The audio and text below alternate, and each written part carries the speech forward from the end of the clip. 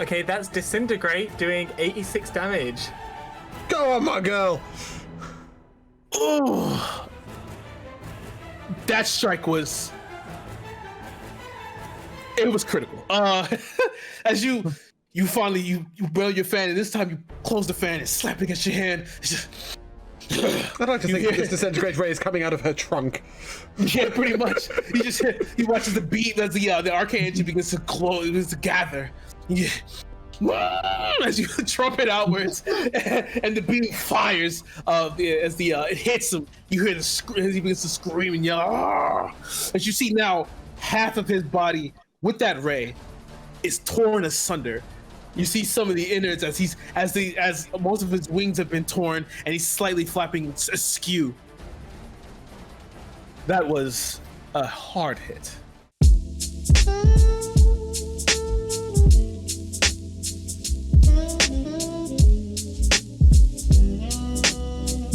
Welcome along. I'm over here, by the way. Hey. So, my microphone's horribly loud, sorry. First of all, welcome to the stream. Today we are doing a one-shot. However, I am not in charge.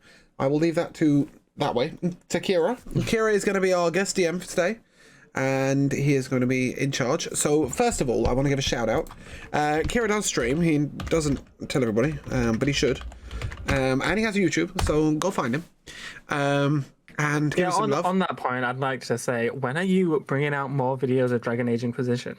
I will soon. I've been mostly doing school and stuff, so I've been mostly focused. And Guilty Gear just came out, so I've been playing Guilty Gear.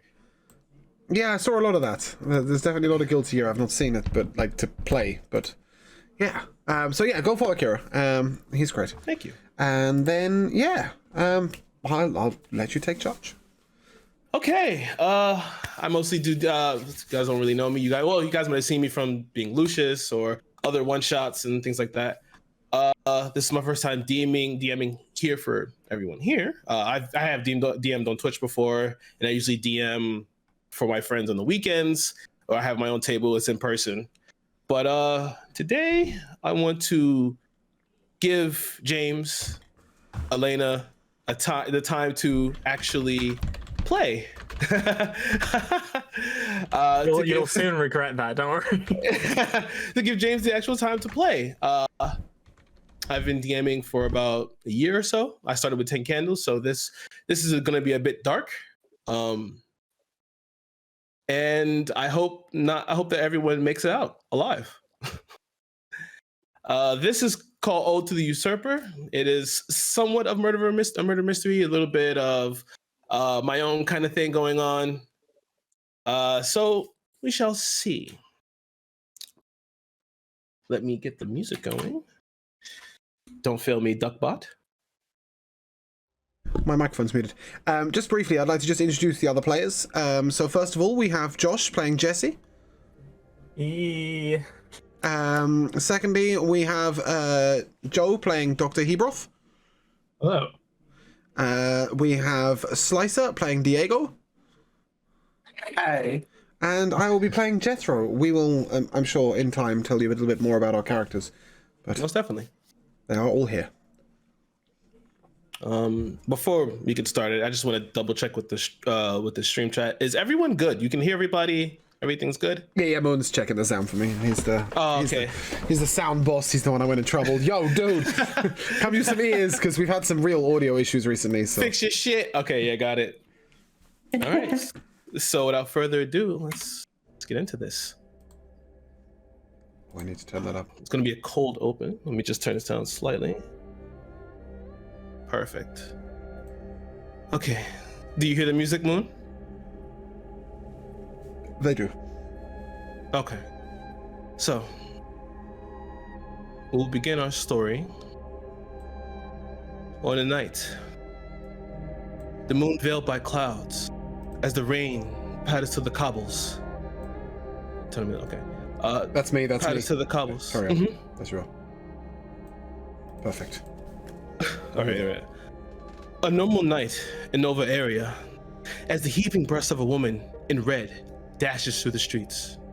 Her neck and arms trickle as her blood and the threads mix to form a new shade. The footfalls of her heels resound as her nails crack and tear on the wet streets as she struggles to regain her balance. Help me, anyone! Her voice cracks as it struggles to reach an unforeseen octet, only to be heard by locked doors and the shutters of a nearby alleyway. Internally, she begs and pleads with whatever patron she can recall at the moment to save her, but the sound draws ever closer. Her legs ache and lungs burn as her prayers go unanswered. And it's only for a second that she remembers her days as a young girl playing in the fields, the sun on her face and the smell of wild flowers filling her nostrils, before she is wrenched backward into reality. A strong grip on her auburn tresses as the minute pops of follicles at the turf of her head, and her feet kick aloft, attempting to run. But at this point, it's merely out of habit, and she's been running for hours, it feels, maybe even days. The thud of her body onto the ground and the shadow that stands over her, and the end that approached so fast. This is what you all hear as the first victim of the Weeping Fly King is recounted to you all by Reginald, leader of the Nova Aryan Guard, and the appointed liaison for this sortie. As you all sit within the tavern known as the Last Light, it had become seemingly quiet, more so than usual. Those who frequent this bar know this place to usually be a jumping affair. I'm sorry about the chat. Let me stop. Usually know this to be isn't it? a jumping affair. They're usually people who come in from the day just to drink away their sorrows, or to even just forget the events of the week.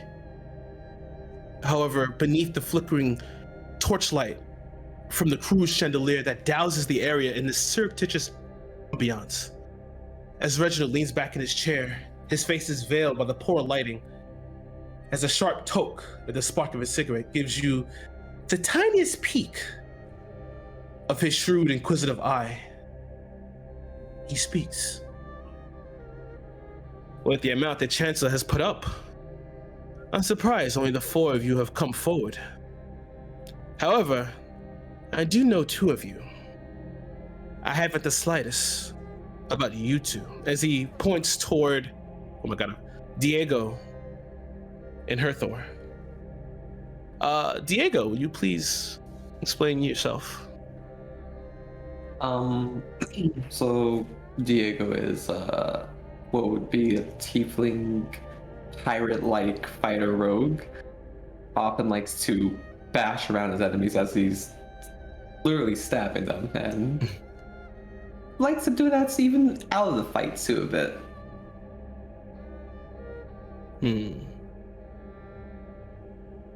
Interesting. You could definitely come in use. As for you, as he points toward the Furbolg cleric. Well, technically I'm not much of an investigator. I'm a mortician, or well, I ended up as a mortician. I thought that I should join because this victim, I just want to make sure she passed from this world peacefully and properly, if that makes sense. So, you're here to do some sort of service? Yes.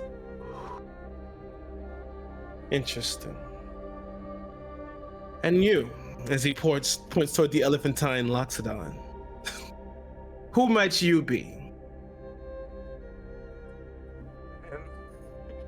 So Jesse is a gay male cross-dressing wizard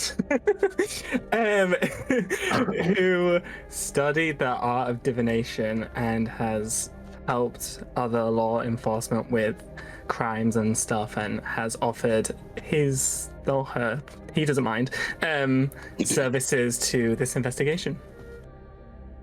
So, divination. You know, we have our own diviners in the guard. I hope you would prove to be more forthcoming and more useful with your. Honey, you haven't seen nothing like me. I am not your honey. Not yet, maybe. He slightly grimaces and then turns to one he knows all too well, Jethro. So, I had a feeling you'd be coming to take this case. Well, of course. I'm going to tell you here first. I know of your tactics. Stay in line and you won't be locked up. Well, I'll try. Well, hold on. No. Give me a second. I'm sorry. I should have had like a looping here. Yeah, if you've queued a playlist, then it won't. It'll only play the first song, so you can literally just paste it over and over again, and it'll just queue it multiple times. All right. That's what I do. I'm just like paste, paste, paste, paste, paste. All right. As RuPaul. Oh, sorry. He takes a step back and inhales sharply once again. Well, you all know of the Weeping Fly King, yes? Yes. If you could maybe elaborate on that, please. Well, if you're here in Nova area, don't know the Weeping Fly King, you've definitely lived under a rock. So far to date, he has killed 20 people, all in the same manner. He chases them down, eviscerates them, leaves them splayed, their organs bare, and always leaving a singular mark somewhere on their body. And as he says that, you watch as he pulls from his pocket parchment and slides it over. As he slides over, it flips, slightly crinkled as it's been tucked in his breast pocket. And as he flips it open, you see this, it looks akin to a moth, yet the face on the wings is that of it's a crying visage. And this is the mark he leaves. There's also one other thing interesting. We usually check the victims' apartments. All their mirrors are taken.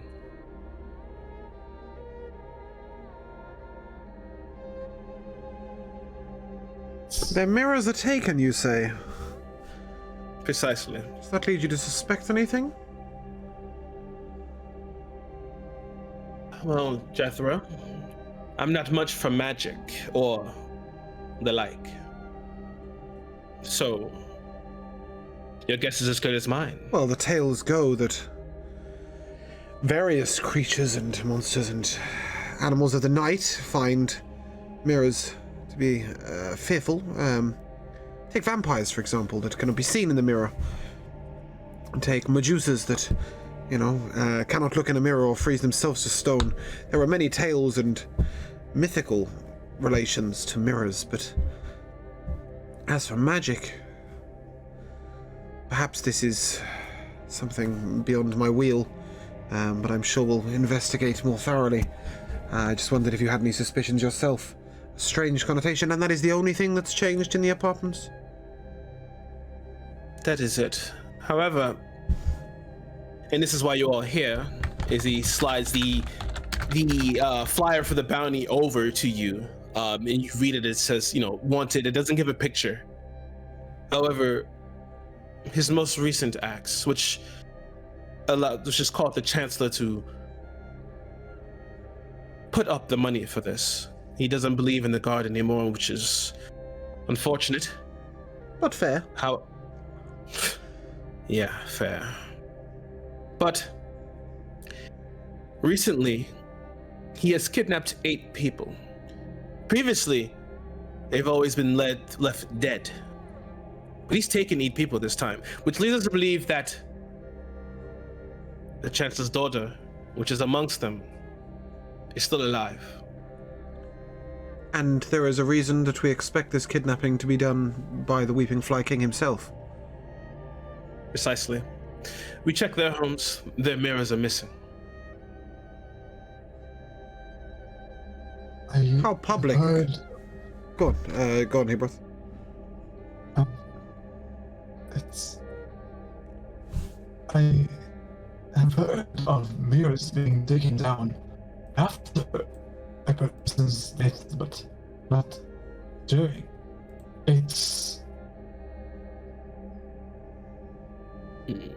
strange, more than anything. I admit it is strange. He's beyond some normal murderer. And this is But- not some opportunist who has heard the publicity of the mirrors being removed and thought, hey, I can get away with the kidnap and blame it on somebody else. We don't believe so because that fact has never left the guard. Now, you could maybe say that maybe dissension in our ranks. Oh, they might be perhaps. incompetent, but they tend to be loyal. Precisely.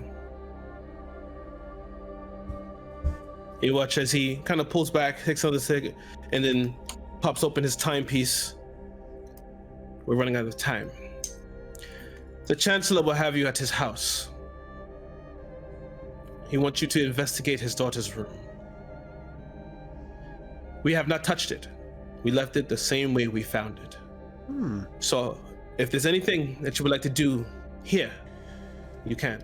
If not, the carriage is outside. Diviner? Cleric? Do either of you know of any magic related to mirrors? Well, as part of many burial rituals, some believe that the mirrors might trap the souls of the passing. So, they're usually removed upon the death of a loved one, but it seems like it seems weird to think of it in that way because if I'm not mistaken, the mirrors were probably removed during the murder. Well, these people think- were not murdered in their house, so it is either slightly before or slightly afterwards, I'm assuming. At least they are removed before the bodies are discovered. Which, given the publicity of where they were left, leads me to believe that the mirrors were stolen beforehand. And what about you? As you were talking. Sorry, go on. No, I'm sorry. As you're talking, you watch as I'll leave you to deliberate. Now be outside. And you watch as Reginald stands up, snaps his fingers as the patrons that were in the bar all stand. And as you see, they're wearing vestments of the Novarian Guard and begin to walk behind him. Reginald is the captain of the guard? He is the leader of the Novarian Guard. Okay. You know him all too well. Yes. And you, Diviner, do you know anything of magic and mirrors being intertwined?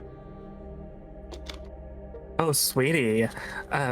Mirrors can be used for many different things. Enchantments, portals to another place. So many options for Portals, one you with the say? correct skill. To some, perhaps. We suspect a being of the nether planes. Anything's possible right now, sweetie. Oh, I probably should have asked. Maybe we could ask to see if somebody found out what could have been the murder weapon or the Well, murder method. we shall investigate the bodies. I'm sure that'll reveal far more. I do not trust somebody else's view, and you say you're a mortician. Perhaps your professional view on the body will reveal far more than asking from second hand. I'm sure I should some of the hope so. bodies are being kept preserved or are available for us to look at.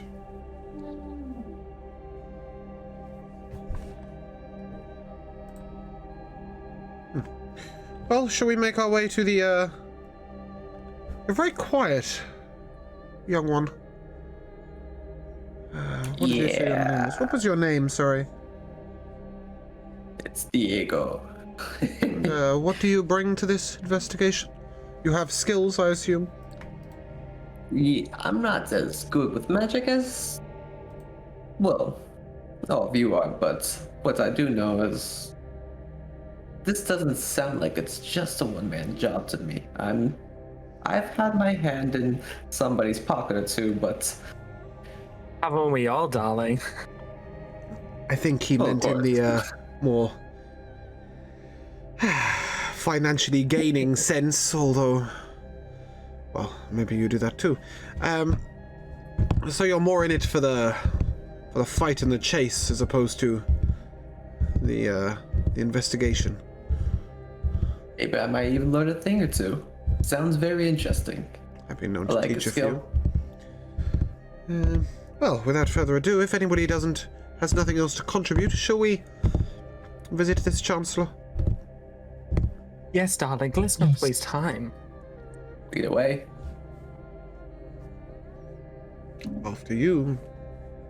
He gestures. I'm gesturing to Jesse at that. So I get up and walk out of the tavern. As you all gather yourselves and begin to walk out, stepping outside, you see two completely jet black carriages. Black Clydesdales in the front.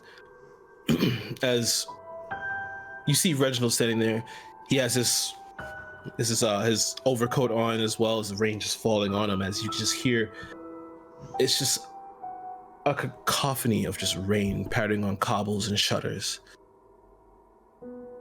Even a light mist begins to slightly draw in. You just see the spark as he tucks a cigarette. We're all ready to go. You're done with your conversation? Yes, I think so. Does anyone have any requests before we go to the Chancellor's Manor? Our friendly mortician here, with his obsession for the gruesome, would like to see a body at some point. One of the previous victims, if that is possible. But we can can be visit the arranged. Chancellor first, not a problem. That is fine. We actually have a triage center there. Excellent. Not organized to once, are you, Reginald? Well, Must be serious. quite. When it's the Chancellor's daughter, Oh, yes. it has to be serious. Sorry, do we have a Always tells name you to for jump. the Chancellor's daughter? Yeah, I was gonna tell you. Just give it to you. Chancellor Dravor Royce. Sorry, once again. Dravor Royce. Gravor. That's the Royce. Chancellor? Yes, that's the Chancellor. And his daughter's name, sorry? His daughter's name is Esme Royce.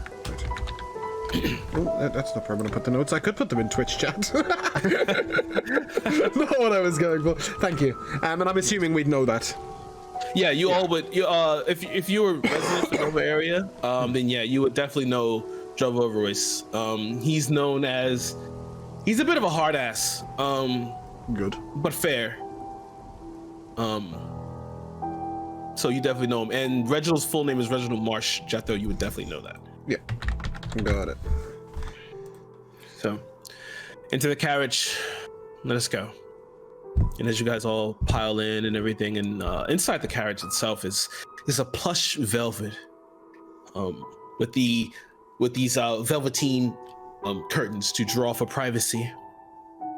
Inside, you can see like little tiny effects, little tiny glasses that's used to hold scotch. You can definitely tell from just seeing this that this is part of the Chancellor's private carriage. You hear a quick snap of the reins, and you're off. You hear the clopping of horse hooves as you drive through Nova area, leaving this part of town where the last light is located. It's mostly Skid Row. You see, the homeless here. Whores on the corner moving around, still kind of walking up to the carriage and trying to peek in as you guys make turns and pass by. The low lights of torches dotting the streets with just this really minute portions of light. But as you pass through this part of town, you begin to go through the actual busy area. This area here is mostly a long thoroughfare where most traders and seafaring folk and other more higher high-end bars and smoking clubs are here. But you guys begin to notice as how the muck of the area begins to clear out, and you get to more of the noble places. There's more spaces between the houses here. They're made of beautiful brown stone. Some of these are actually powered by, a little bit of ether light. But as you begin to go through this area and you make it to more of like a grassland, you begin to pass by manors. And finally, you guys pull up to a large gate, emblazoned the initials DR. The carriages begin to slowly stop as the guards kind of peek in, each wielding pikes. In the peek in, you hear some words exchange before you hear as the gate begins to open. And this nice paved cobble, as you begin to come through, those who are looking out the window or looking, trying to get a little sight, you can see the manor is a 4-story, large Victorian Gothic estate. In the center, there is a statue of a soldier, a sword raised high, as you can still see that the water is still leaking into the reservoir. The carriage makes its way around the circle before stopping in front. You hear a knock on the carriage. As the doors open, you guys are greeted by servants. One comes forward with the upturned face, pencil-thin mustache. I believe you're all here to see the Chancellor, yes? Yes, sweetie, we are here. Good. I can hope you can bring some sort of resolution to this. Please. He steps out, he bows low, and brings his arm out to usher you toward the building. Reginald is already ahead of you, already beginning to walk forward. And as Reginald steps toward the door, the doors are opened by you see as he walks through a row of servants who remain bowed. As the doors open into the inner decor, going past the threshold into this vestibule area, it's pretty drab. It's very dark. And you see in here the plush velvet rugs and these tapestries and busts of histories long since past. You see some paintings of different warriors and different patrons here. And as you guys all begin to come in, you see as Reginald takes off his coat, hands it to the nearest servant, who bows and takes it to the coat rack. As others walk up to you, can we take your coats, sir? Anyone? Not I. I will remember keeping my Mine. cloak on. Thank you. Mine makes me feel a bit comfortable, just in case, Yes, you can. And I take off my cape and I hand it to the servant. You see as she bows and she takes it and lightly nods and she begins to come off. And Reginald turns around. He already has a new cigarette. Oh, it's not lit. Turns and just... You guys want to see the body. A body, correct? Yes. Yes. That will work. All right, make haste. He begins to walk with you toward this, through the dining area. Going through the dining area, this nice polished marble, and there's a plate setting for at least 7 people. No food. You smell nothing cooking currently. As he leads you past the dining area, through a sitting room, down a hallway, through into a greenhouse that has already been kind of covered. As he comes in, you see 2 guards straighten up, stiffen, and he's like, "At ease. We're here to see the body. of Miss Victoria. And they turn and stretch out their arms as he begins to lead you around. Miss Victoria was the latest victim before this. We found her in her apartment. You see there's a light shiver in his hand as he thought about it for a second. It seems like you can see that his face, he's recalling a memory, vivid. But he brings you to a table, to a slab, and as he pulls back the covering, you see her there, face, her entire body pale, her eyes slightly gaunt and dark. But they left her as they found her. Her arms are splayed wide. Her chest cavity, all the way down to her navel, has been split open, and the organs have been separated out. Well, have a look. I would like to examine the body for any kind of hint as to what kind of instrument was used to pry open the body. Please give me a medicine check. No problem. Please. While he's doing this, if I could turn to... Is there a servant close enough? There isn't one. However, yeah, probably you can speak to a guard. If I could just take out the glass and hand him a glass and just ask for some water. That would be to aid me in this investigation. You watch as he takes the glass from you. He's a little confused. He looks toward Reginald for confirmation. That just waves his hand and he begins to go off. He'll bring that back shortly. What was your roll? Let me just check here. 14. Okay.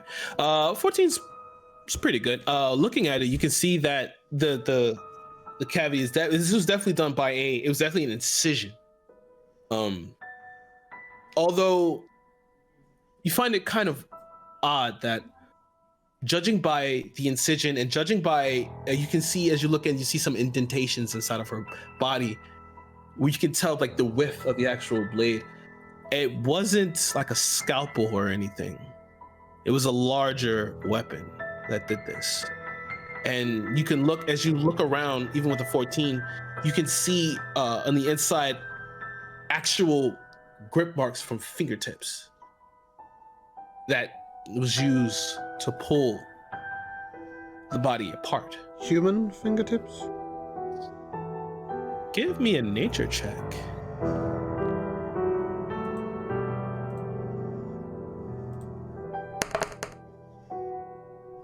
It's a 19. Ooh, 19.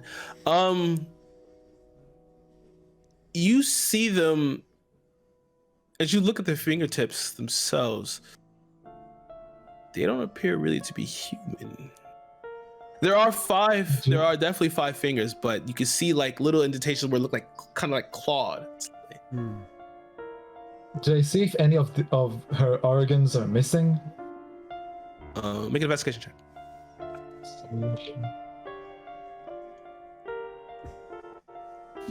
That would be a 6. A 6. You really can't tell. It's a mess in there, kinda. I'd like to turn to Diego and say, you're adept with a blade, is that correct? Just a bit. What kind of blade do you think did this? The mortician says it might be a larger blade. Am I not correct in thinking it would require a larger being to wield such a larger blade? Perhaps you might be able to give me an indication of the size of blade used. Let me take a look. Why don't I try and investigate to see if I could see the type of cut it is.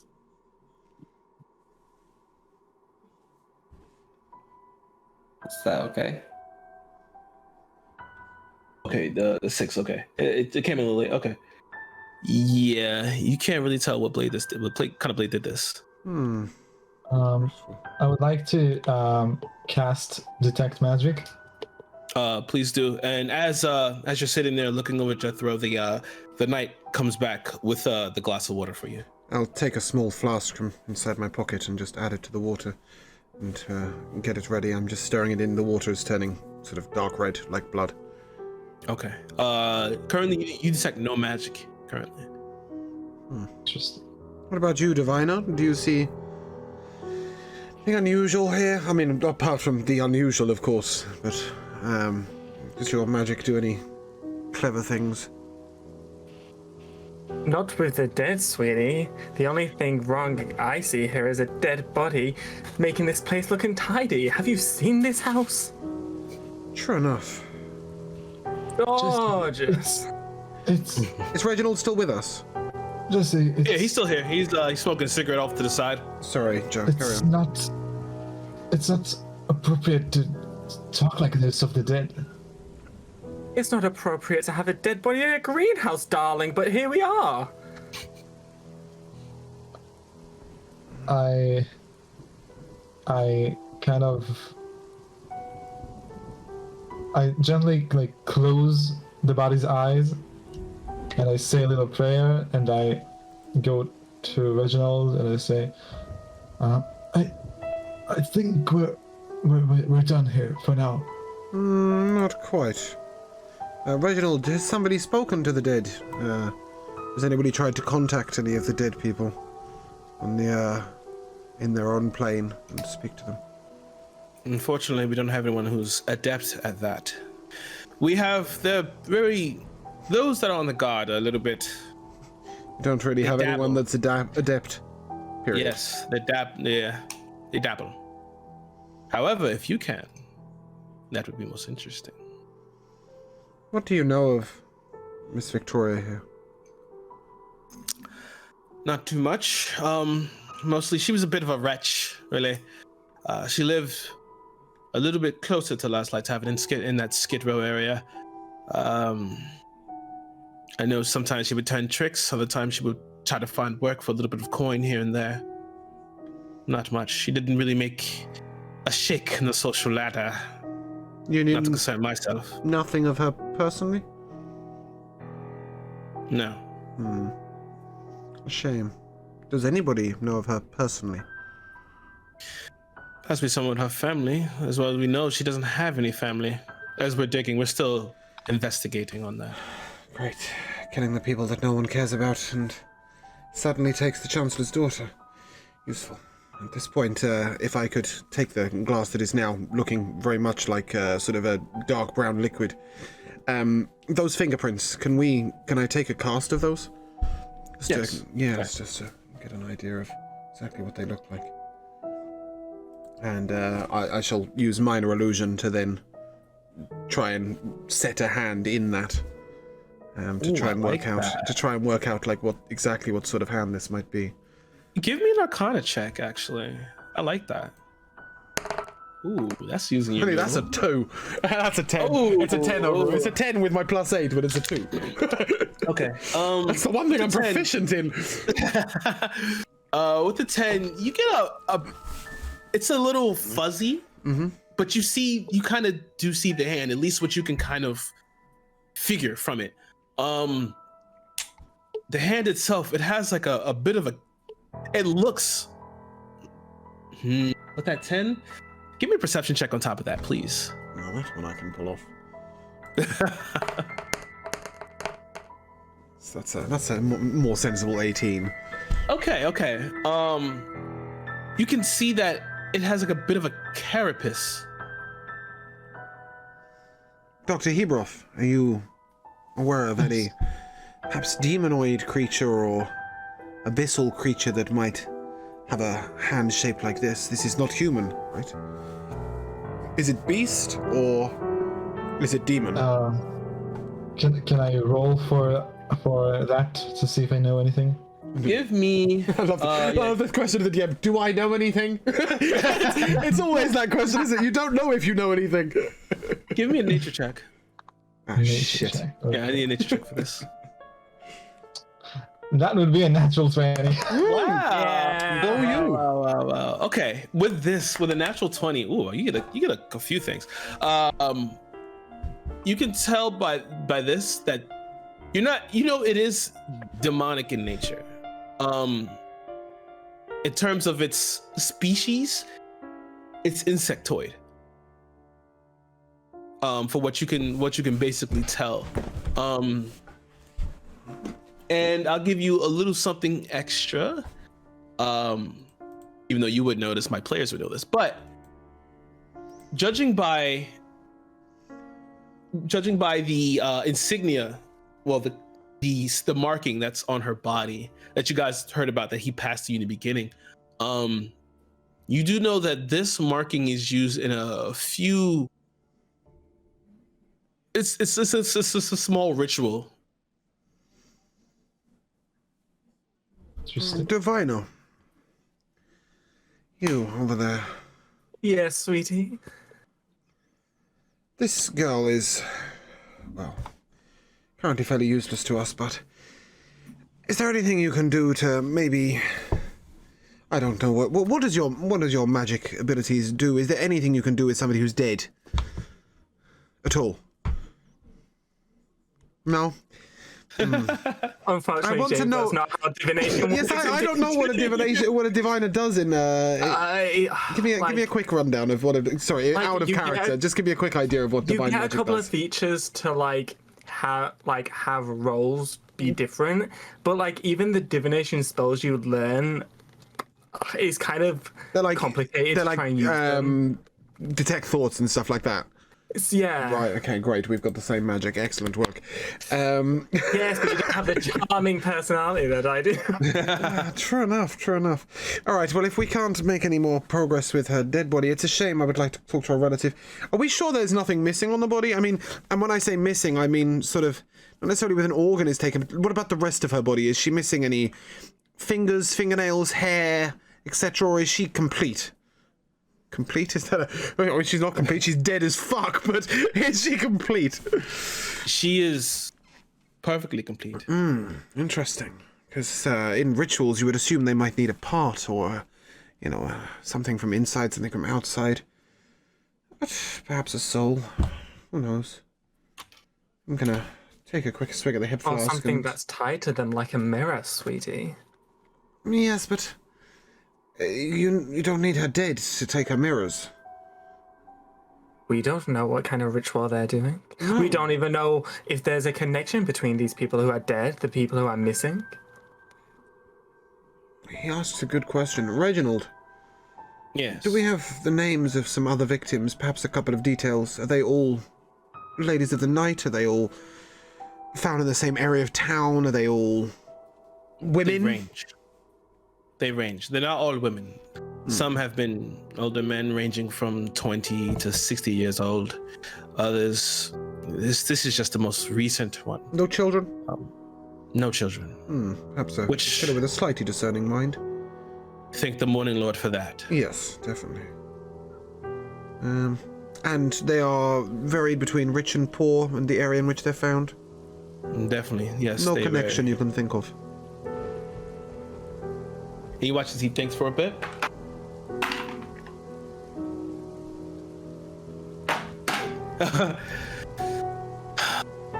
Other than the mirrors and the markings, they're always killed in the same way. No, a connection between them personally as people, not to do with how they were killed. Merely, Most definitely. if these 100 people, or however many people have been killed, 20, right? Sorry. Yeah, 20. Yes. If these 20 people stood in a room together, not one would know another. It's possible. But as I said, Victoria here herself she was known to turn a trick or two. So, possibly. What? That could be an outlier. What was Victoria's full name?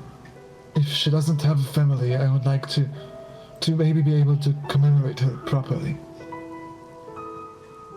A fitting gesture, but not one I'd like to be present for, and I'm going to step outside. Her name was Victoria Carlyle.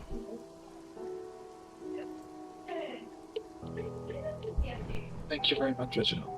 No problem. If we've wasted enough time, I should go take you to see the Chancellor. Yes. Yes, let's go, darling. I've had enough of smelling this corpse. You and me both. But perhaps if you weren't wafting the smells around the room with that god-awful fan, darling, it would, reduce... Sweetie, please, don't try. It just makes you look stupid. Oh my goodness. That's something I'm used to.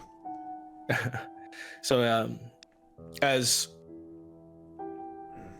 the doctor begins to finish his rites and everything he's doing, Reginald begins to lead you out back through the areas. You get to see more of the house.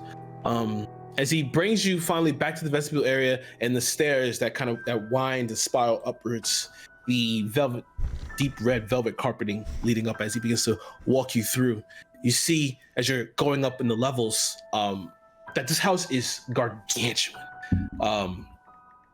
Doors line hallways, mostly guest areas. You see servants maneuvering about as they're currently in a constant state of cleaning the area, just keeping it tidy. As he begins to bring you up. On the third floor, you begin to hear the gentle sobs of a woman coming from down the hallway. And as Reginald turns the corner to head up the stairs one more, the Chancellor's office is upstairs. And the crying girl, this is audible to most people, yeah?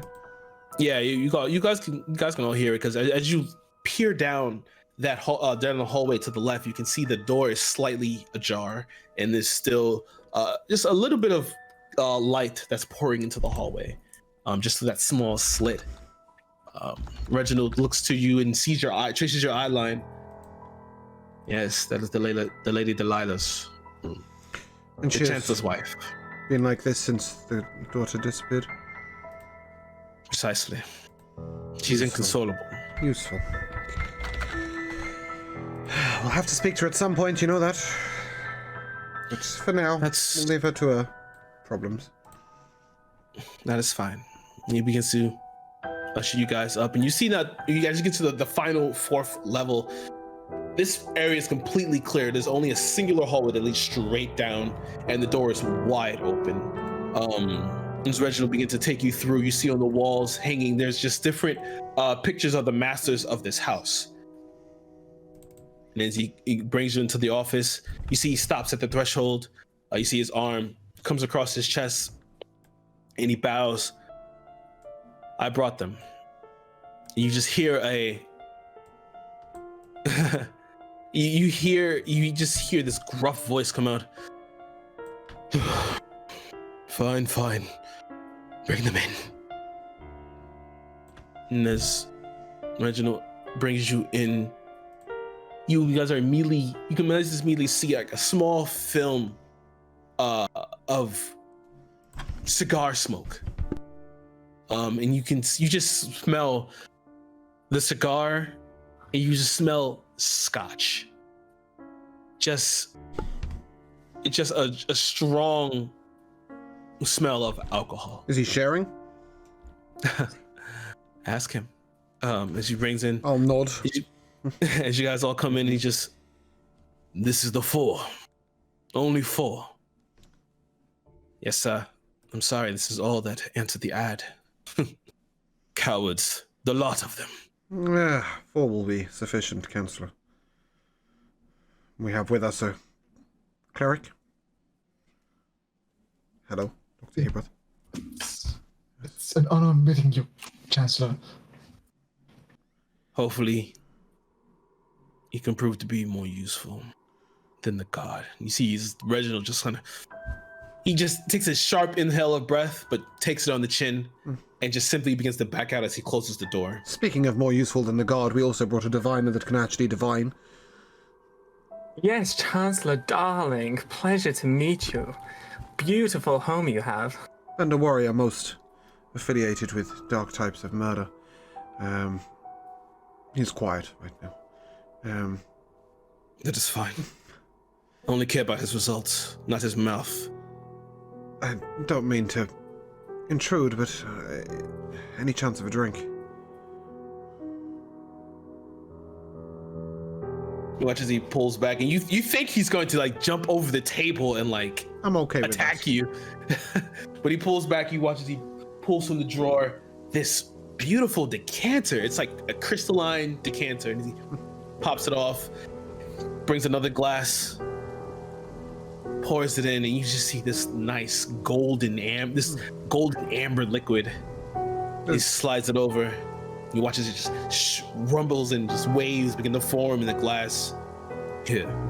There's a reason Jethro works for the Chancellor occasionally. So, Chancellor. Yes. Obviously, it's a troubling time, but we will need to ask a couple of questions if you wouldn't mind. And that is why I brought you all here, or had you all brought here. Answer questions. If you don't mind me taking the lead on this, when did Esme disappear? Last night. Can you be any more specific? You see, you've known Drava Voice. He's always a dapper fellow. He's older, you know, but you see now he's completely disheveled. His bow tie is undone. His vest is open. You see his hair is usually combed back, but it's now wild and it's out. And you can see now, like usually he likes to hide his grays, but they're all out for the world to see. He's definitely a silver fox currently. Oh. Jesse would be disgusted. You even see his beard is usually nicely shaven. It's 5 o'clock now, and it's stubbles. And I believe, it was right after dinner. I let her go to her room. I kissed her goodnight, and we brought, we had dinner as a family, and we all went to bed. It must have been around 10 o'clock, maybe. And during the night, no one heard a thing, and in the morning, she was gone? We've interviewed all the servants rigorously. Of course. They all said they heard nothing, they seen nothing. She has a maid of her own? Yes. Her name is Sophia Dixon, is her name. She should be downstairs in the servants' quarters. If you don't mind, in the most gentle way, we'd like to have a word with her. More on the personal nature of your daughter than on her going missing. I don't suppose her maid was standing outside her room, guarding it like the guards were. I can't say, Chancellor, that I know your daughter particularly well. What was she like as a girl? So full of energy.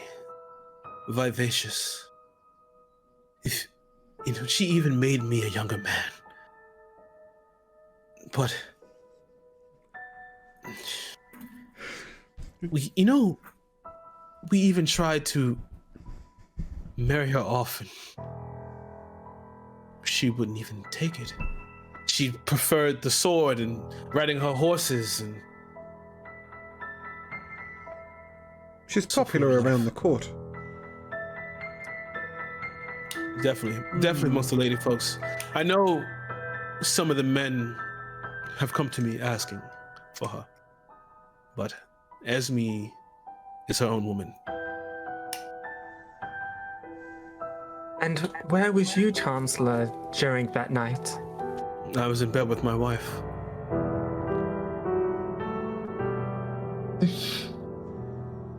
If you don't mind me asking, and I mean no offense by this question, but None taken. would you say that your daughter was a good fighter? She had been studying the sword for about 4 years. She wasn't amazing, but I've seen her handle herself. I've seen her rough around with some of the servants. We've even had some trainers come in to help her. And I'll say that she's a quick study. So for her to be taken silently is impossible? I wouldn't say impossible, but they would definitely have a fight on their hands. No, I would say impossible. She must have been sedated, calmed, frozen, slept, paralyzed, held in place. There is something involved more than just a simple... Well, not that any kidnapping is simple, but this is no simple kidnapping. No. We know that she was taken from her room, Well, she went to her room at night and she was gone by the morning. and she couldn't have snuck out. You make a point. If you were to see, he kind of like pipes up for a second as he kind of like puts down his glass. We've left our room the way we found it. It was a disheveled mess. How did they make a mess so quietly? Who is nearest to your daughter's room during the night, apart from your daughter herself? There was a guard outside, or...? No guards. This is my home. We leave the guards, but the closest to her room is mostly guest rooms. She kind of has her own section by herself. And her maid does not sleep nearby? No, they sleep in the servants' quarters. They have their own dormitory downstairs. So they could have made some noise during the night and it wouldn't have been particularly audible. Perhaps. Okay, it's as good as mine. You watch as he tips the bottle again. Hands a little shaky as he just begins to pour. Lastly, Councillor, I know you're not particularly... It can hardly be your primary concern, but I understand that 7 others were taken. Yes. Do you know any of them personally? I believe Reginald has given us the list of names.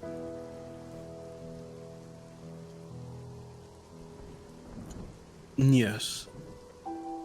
One is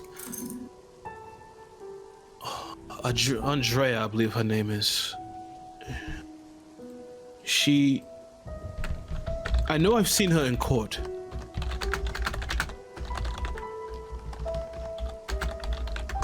But you know nothing of her on a personal level. Not personally, no.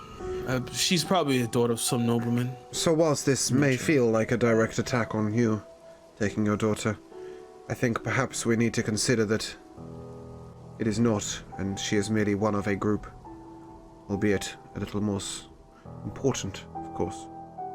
Possibly. Very good. Chancellor, you have a gigantic house, servants, guards. You truly live the life. Do you not have enemies? You can't get to where I am without enemies. Then are we so sure that this isn't one of those cases? Well, as I said, 7 others taken that he knows not. Merely to disguise 20 killed before. I mean, I'm assuming he also does not know personally any of the 20 killed before. Or at least not on a deeper personal level. This is hardly a direct attack on the Chancellor. I mean not to be flippant, but you don't kill 27. You don't get rid of 27 people to take one daughter. Darling, that's if you assume this is one person. If this is a group and they needed 20 people, perhaps one person who has something against the Chancellor decided to make a coincidence out of this. Perhaps, but sounds far-fetched to me. I'm sure a lot of things seem far-fetched to you, darling. On that note, Kira, is this an alright moment to take a brief 5-minute break? I'd just like to see what's happened to Slicer. So, yep, we'll return in 5. Welcome back. Unfortunately, Slicer's having some personal issues and we don't know what's happening. So we're going to carry on as a 3. I believe Kira has an explanation for where Diego will be. But just to let you guys know, we're currently as a 3. As the Chancellor says there, where exactly are you going? That's not the right voice, I'm sorry. Where exactly are you going? And you see as Diego turns around. I'll be back. I believe I'm going to check the perimeter. And as he exits the door, you watch as Reginald stands there. They share brief words as you see Reginald nods his head and begins to walk with Diego back down the stairs. Well, then number 3. Perhaps. He is much use in a fight. Perhaps when things come to the crux, we may be very glad to have Diego's assistance. Until then, we will manage without. I hope he's not a liability. Everyone's a liability in their own way. Oh, your question's done. Do you have more for me? I believe so. I do not have any questions, but if I may, I just would like to say that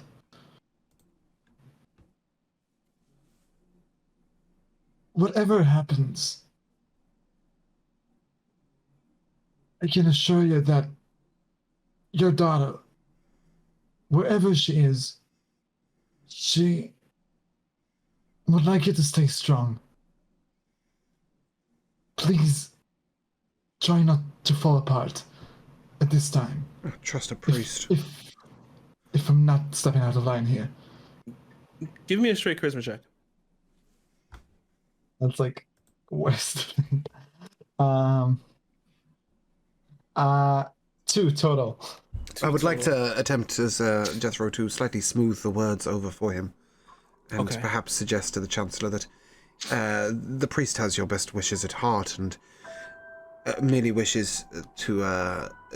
He has dealt with many situations like this. Many wishes to convey that sometimes the victim's family must remain strong to allow us to focus on finding your daughter, as opposed to worrying for you. Give me a charisma check as well. With pleasure. Just a straight sir. charisma check.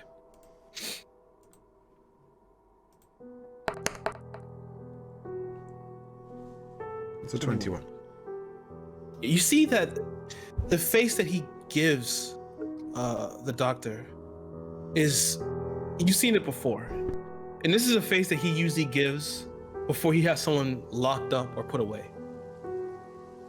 It's a really hard glare, but as you begin to speak, Jethro, you see his face completely softens, and you can truly see the amount that this man has come to pieces.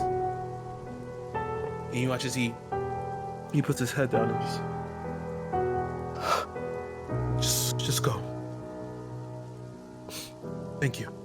I put my arm over the doctor and I say, "Come on, darling, it's time we left.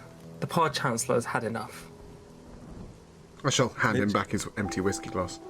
He just, as you go to hand it over, he just takes it and just puts it down, and he begins to pour into the last of his beautiful scotch into his glass, filling it to the brim as it almost begins to like teeter over the side. A guard will show us to the daughter's room.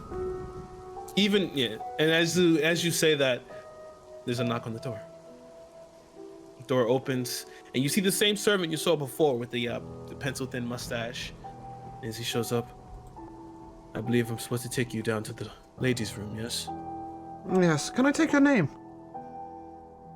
My name? One second. Sorry. I know that's a horrible question to get as a DM. No, It's like, I need a list. Where's my list? Yeah. Connor. And you've worked here long, Connor? I've worked here for, it gets muddy, a decade now? Are you certain? Yes. You knew the daughter well, Esme. Yes, I have. When she was young, she was a handful.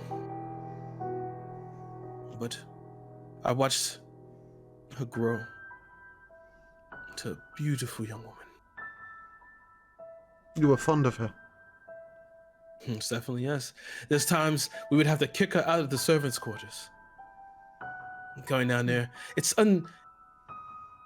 unfound for a lady to be down in the servants' quarters trying to bake bread or make a stew. Interesting. Lady of the people. You know her maid well, Sophria? Yes.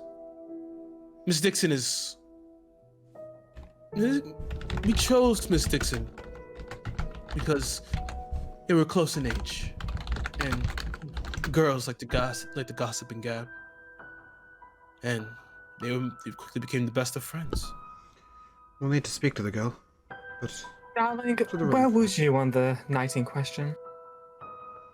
I was downstairs making sure everything was locked and secure. And then I went to bed.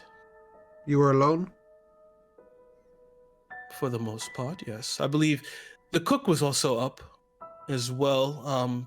He would have Just seen you? Yes, she would have. Doing preparations for tomorrow, for the next day's meal. Very well.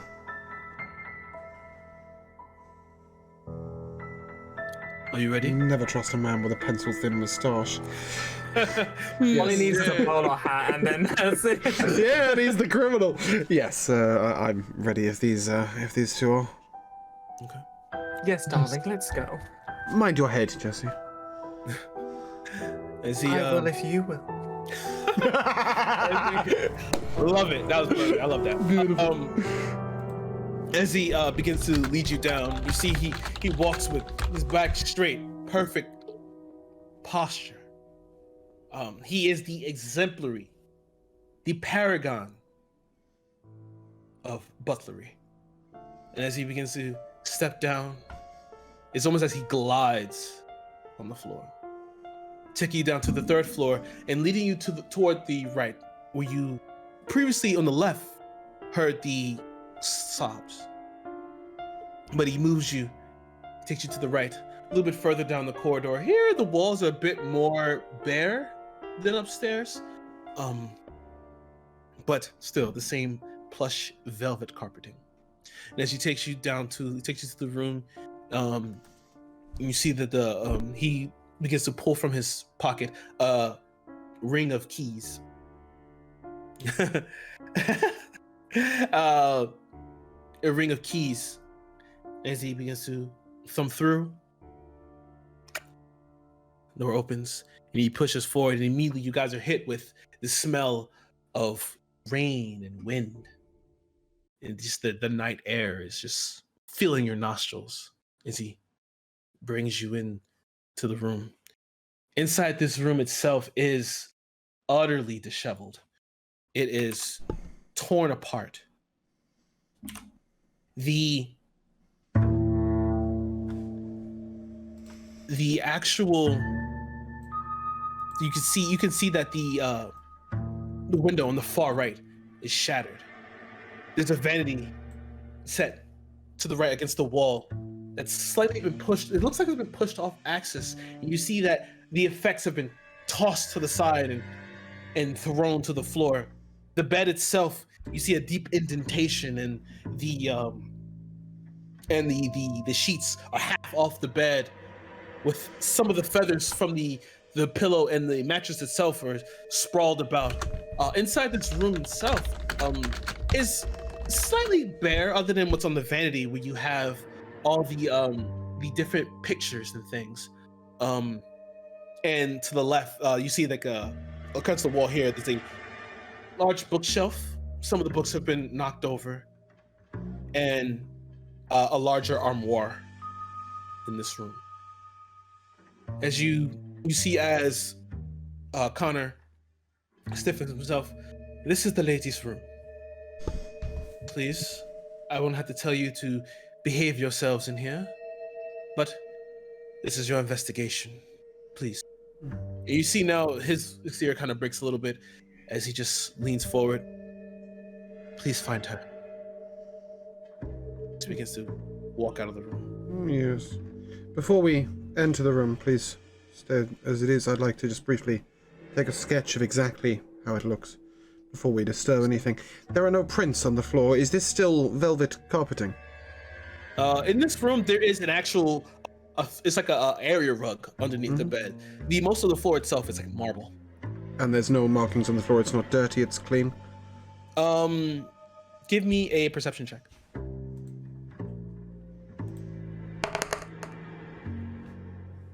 $22. Ooh, beautiful. With this, you can see a few things with a 22. You see that there are prints on the floor. You can see that there's some prints on the floor. They look a little wide, from what you can tell. Human? Give me a nature check. Knew this level in Ranger was going to come in useful. Where the fuck is my character sheet?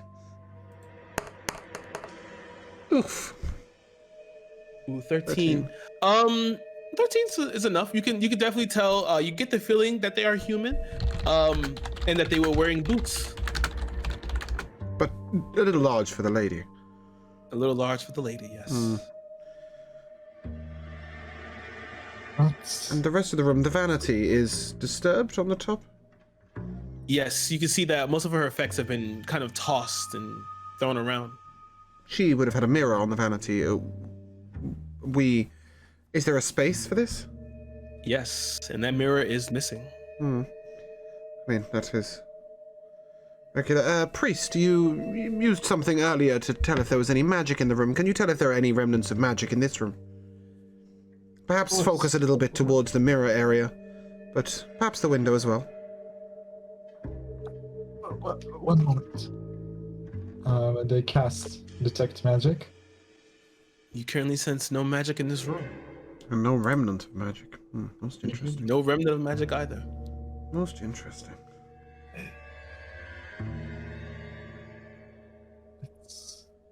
And Diviner, Right. is there a... With this window where they've exited, are you able to, in any way, allow us to look at the outside of the window? Do you have anything, any form of scrying, so that we can see outside the window without disturbing the room?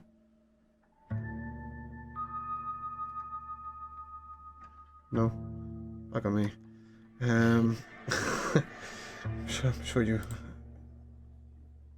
I would like to search her bed to see if I can find anything, in particular if I can find any sort of diary or journal. Would you Give me mind investigation stepping round the rug on your way, please? No prints. Investigation? Yes, please. That would be an 18. 18. Looking around the actual bed area, you don't seem to find any type of diary, but with an 18, as you begin to kind of slip around and look beneath and everything, your hand presses on something kind of sharp, and as you pick it up, you see it's an earring in the shape of a butterfly. A butterfly, not a moth. Nope, it's a butterfly. And on itself, you see there's a tiny bit of blood. Sorry, that was just the one earring, yes? Mm-hmm. At this point, I would like to reveal something I'd hoped to keep secret a little longer, and I will use a small whistle to summon my companion. A sparrow would fly in through the window, and I would like to ask my sparrow to just stand outside the window and look and see if there are any sort of signs of forced entry as opposed to exit. So just from my own perception, obviously, not from the bird's perception, just to see if maybe somebody had climbed up, if there was any rope of any sort. What floor are we on here? You guys are currently on the 3rd floor. Well, shit, Jesus, if they've taken the woman and jumped out the window there, you better hope they can fly. Please give me a perception check. Yep.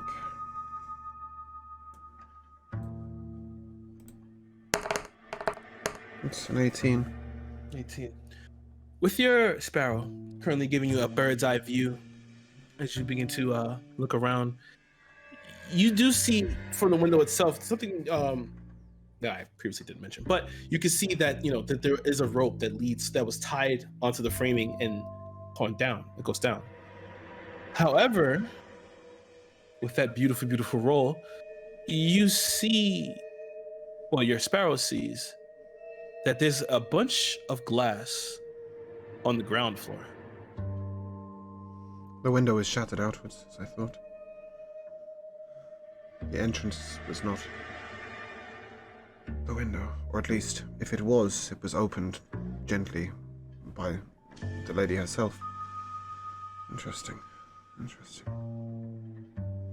Does she have pictures on her vanity, you said? Yes, she had a few, mostly of her and her family.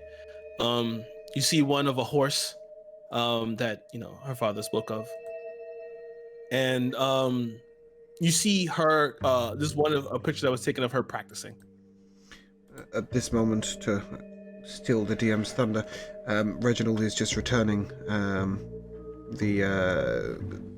our friend Diego to the entrance to the door. Diego, we're currently investigating the room of the daughter, and welcome back. I hope everything's okay. Yeah, thanks, Anna. Getting better here. Good. Yeah, you hear the door just swing open as Diego just walks in. Just Yo!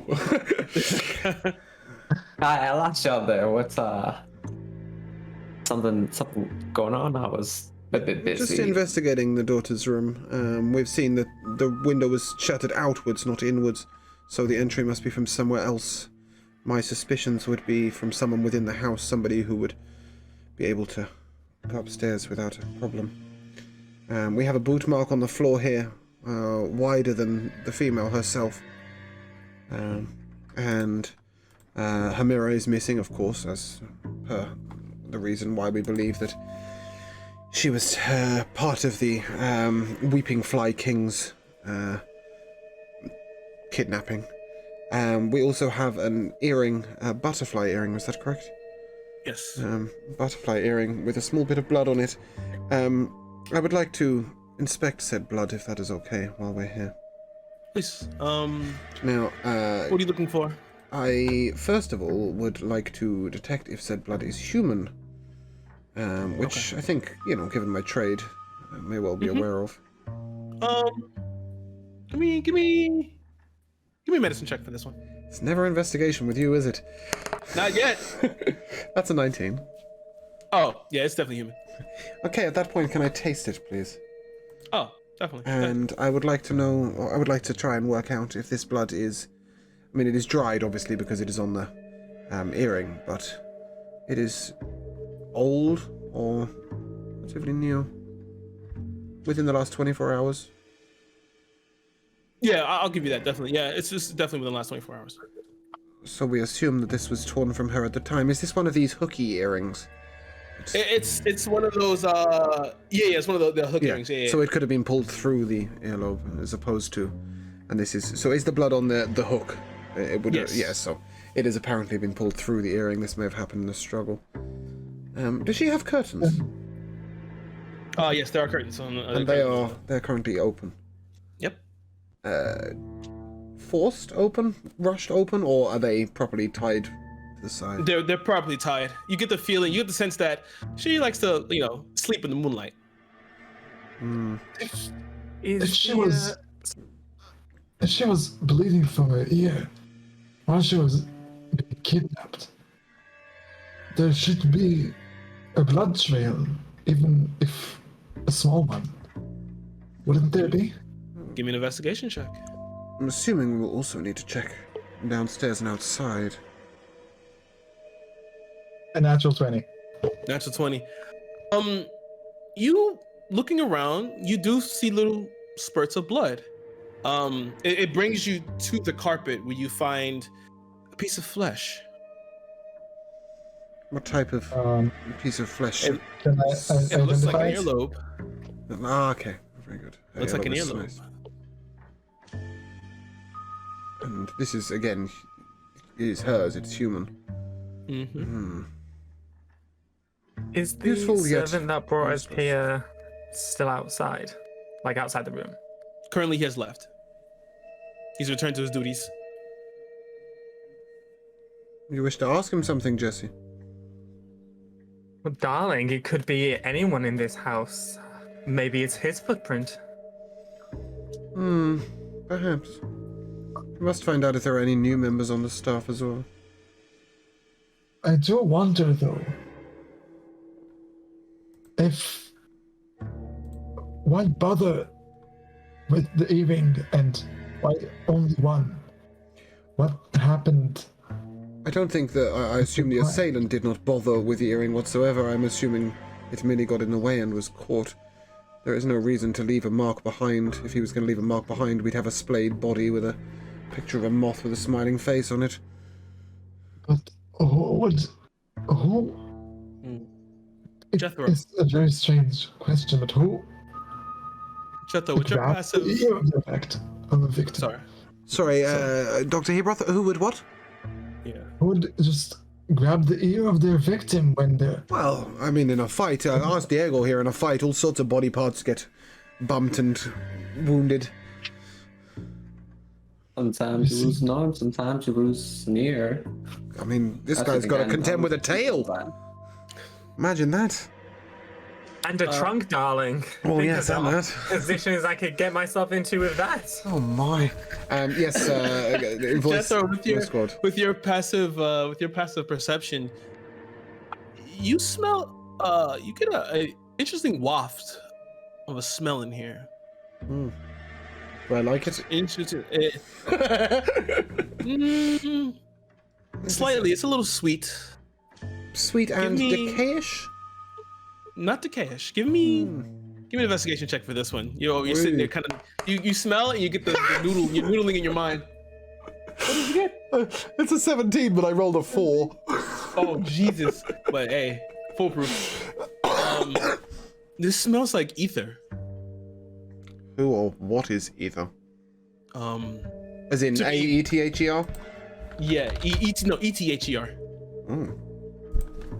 It smells like ether. There's one other substance that kind of smells like this. Ether as in... I'm going to ask, totally out of context, are we talking ether as in, like, perfume, wax, etc., or are we talking ether like space stillness that contains... No, Right. no, the actual chemical. That's chemical. Right, the chemical, okay.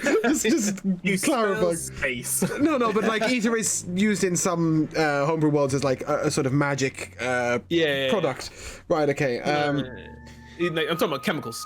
So, like, does it smell like what's the word? The thing you use to grow flowers with? Fertilizer. Try chloroform. Oh. It's, Why would you fight Isn't- somebody you'd attacked with chloroform? if it smells like ether, then she was probably sedated. Eventually, after a bit of a tussle by the looks of it.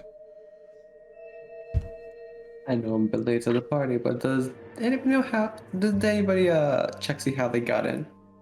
We don't know. We assume through this door, through the entrance. Certainly the boot print implies that. The shattered window outwards implies they went out the window but did not come in the window. We're looking for, at this point, do I have anybody on hand who could produce some water in said glass? Do any of you have a great water spell? I have my jug, and I Fantastic. have an alchemy jug. So Oh, brilliant. Fill me up, love. So yeah, I just Hey, that's my line. Isn't it just?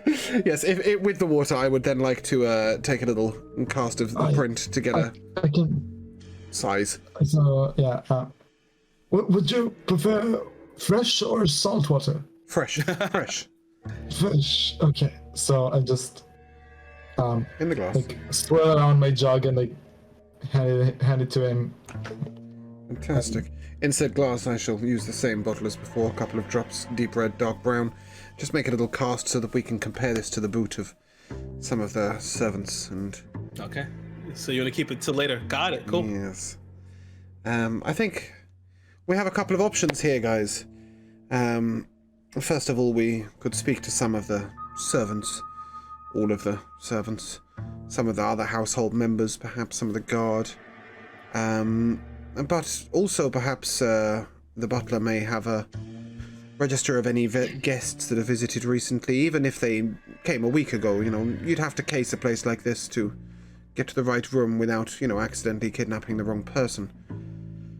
And lastly, we should probably speak to that maid. Says she was best friends with Esme. But I am a little hesitant. The other thing we should definitely be doing is finding out who the other 7 are that have gone missing. As I said, this may have nothing to do with the daughter specifically. Does anybody have a preference for where we would go first? Or perhaps you wish to? I would Split. love to speak with the friend and also with the mother. With the mother? That's going to be a hard one, given your, the way you spoke so gently to the Chancellor. Perhaps we should, send Jessie with you to calm the lady. Jessie is, good with the ladies. Perhaps a split. Perhaps while the two of you are speaking to the mother, I might, and perhaps also the butler, to see if anybody has visited recently. I might speak with just the general servants. God, would that be amenable? To split up, darling. Have you never been to the theatre? Seen a horror play? You should never split up the group, darling.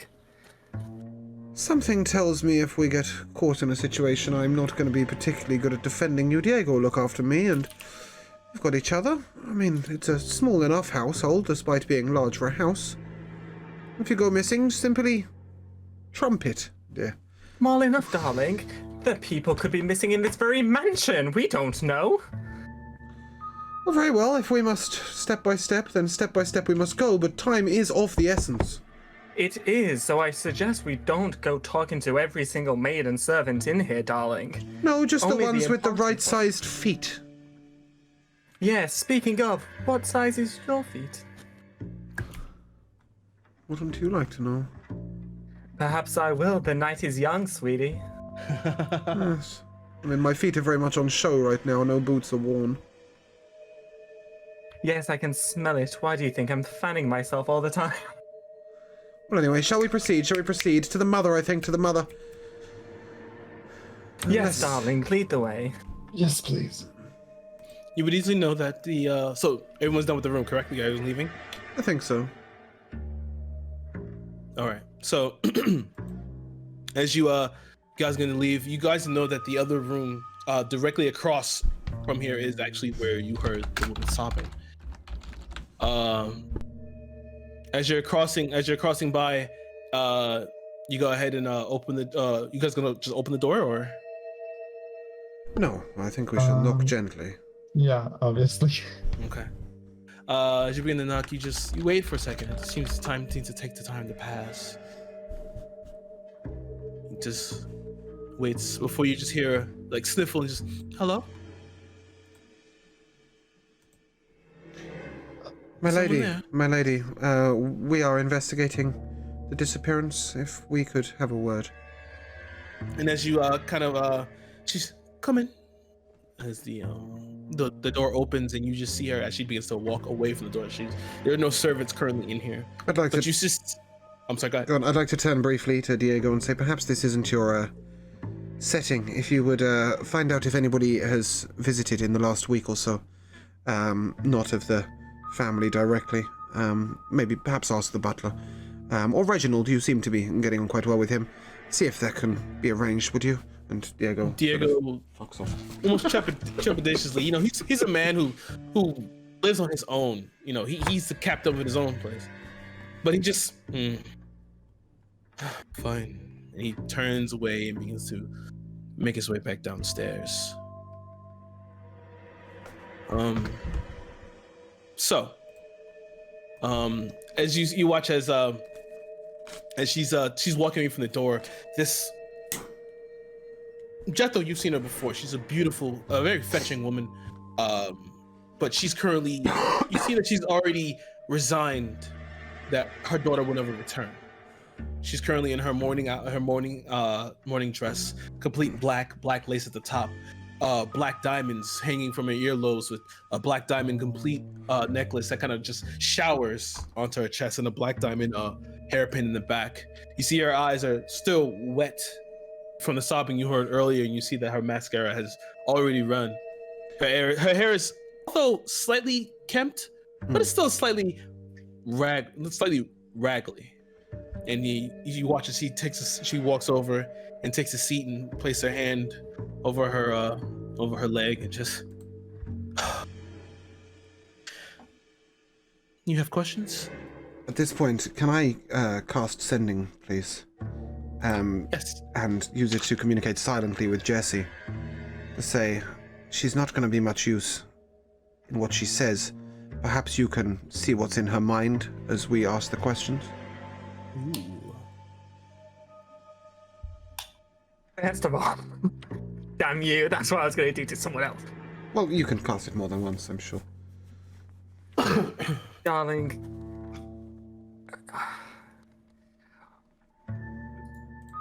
it would be wasted on her. Take a look at her. She It has is- not. It is the very way she looks that is, well, I mean, I don't think actually we can have a whole conversation via sending, but we're going to have a brief one. It is the very fact that she is so distressed that means she will not answer questions. Clearly, we are not looking for whether she has done anything wrong, merely what she knows of the other people in the mansion. I would like to ask the lady. Lady, we mean not to concern you, but we did find this earring in your daughter's room, and we just wanted to make sure that it is indeed hers. Have you ever seen this earring? As you hand it out to her, you watch as her body kind of shudders and shakes. It's me. And she like takes it from you and like holds it in the palm of her hand. The blood still, looking at the blood, you see she's just taking it all in. And this is indeed hers. She always wore them. We got it for her birthday. And as you look over the earring itself, you see like it seemed like a normal like butterfly earring, but you look at it now, it's like there are diamonds in this. Quite cut. Jessie, are you willing to detect thoughts here? If you'd like to, darling, but I've got your back. Don't worry, I can cast it too. I just can't ask questions at the same time. very well. My lady, will you be so kind as to do me a favor? Huh? I go and sit down. Is she sat on a chair or like a sofa or? Yeah, she's like in a love seat kind of chair. Chaise longue, I believe. Okay, I go and sit next to her, put my fan away. Okay. You watch that she kind of straightens up a little bit and just. Oh, darling, there's no need for such things at a time like this. And I take her hands in mine. Okay. And now, darling, I want you to remain calm. My associate is going to ask you a few questions, Yeah. and I'm just going to gently probe your mind while he does this. Is that okay? Yeah, I just kind of jump back. You weren't meant to warn the woman. Probe my mind. Yes, darling. I know that this is a very emotional time, and perhaps if your words cannot say what you are truly feeling, your mind will. Touche. Give me a persuasion check.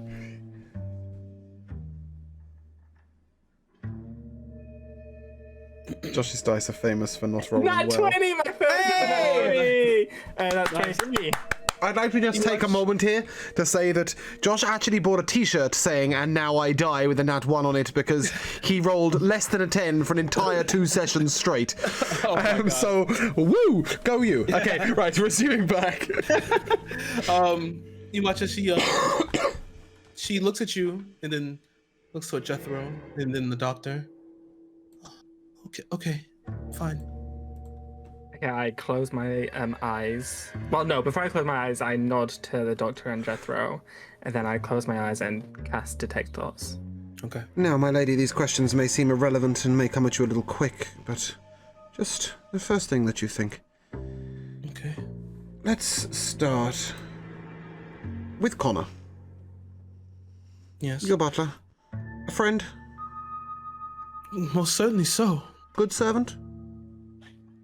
The best. Took an interest in Esme. Well, he watched her grow up. He helped raise her. He must be most Yeah. sad. He is, even though he struggles. He's hiding it well. Does he hide many things well? I don't think so. He holds your family secrets, for example. Yes. And with the detect thoughts, you get to see a few things. You see brief like memories of stuff, or like you see her in the garden, out in the back enjoying tea, watching Esme as a child run around, and you could see Connor. You see Connor like helping her out and kind of giving her like piggyback rides and things like that. And that's mostly what you see from her, and you just see like just different times where Connor is around, and he's just always, as you saw him before, just the perfect exemplary butler.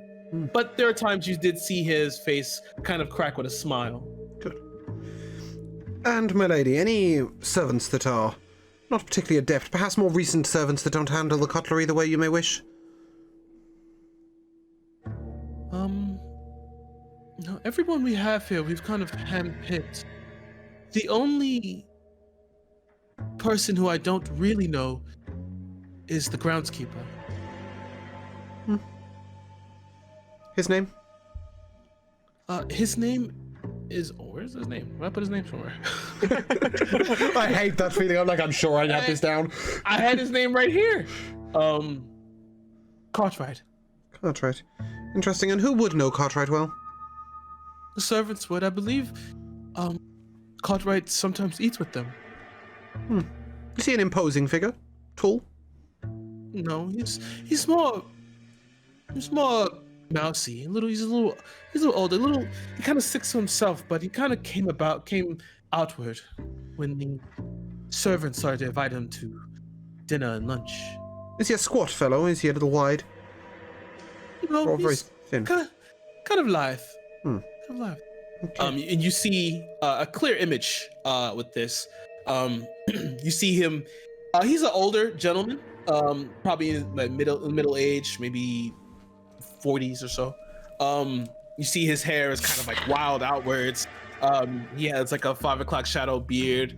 But you see, you can see like the most recent memory of him.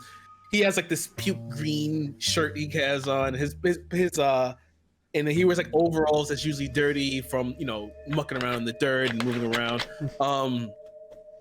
But you see, every time you see the image that she tries to think of Cartwright, it's always far off because she always sees him from a distance. Okay. Yes. No looking From at his a feet. distance. How annoying. Next question, my lady, and only a couple more, I promise. The guards here, they stick mostly to the perimeter? Any come inside the house? They usually stay with the perimeter. I know sometimes the servants will give them food, just as a thank you. Of course. During holidays, we usually let them go on about. We usually have one here instead of having the 3. Who's in charge? Well, the one who's in charge is Xander Marsh. Do you like him? It's okay. Xander Morgan. He's a fine young man. Any guards you find particularly intimidating, my lady? Any who stand a little too close? No, they usually keep to themselves. They bow when I walk past, and if I ever need help, they have to help. Excellent, my lady, and this may seem strange, but my last question. How has your marriage been recently? She kind of jumps back again. Even though it won't serve, but give me a perception check. I mean, not perception, give me a persuasion check. Well, perhaps I should be a bit more persuasive. The reason we ask is that perhaps your daughter, if a little troubled, may be prone to be affected by your marriage and anything that's going on around her. This is not, there is no suspicion of the two of you, but more to get a general picture of the house before the daughter went missing. That's also a 28, by the way. just, yeah, just throw that I was out going to give there. it to you with advantage. So I'm going to give it to you advantage. 'cause it makes sense. Sure. That's that's a 28 too. Oh, perfect. Okay.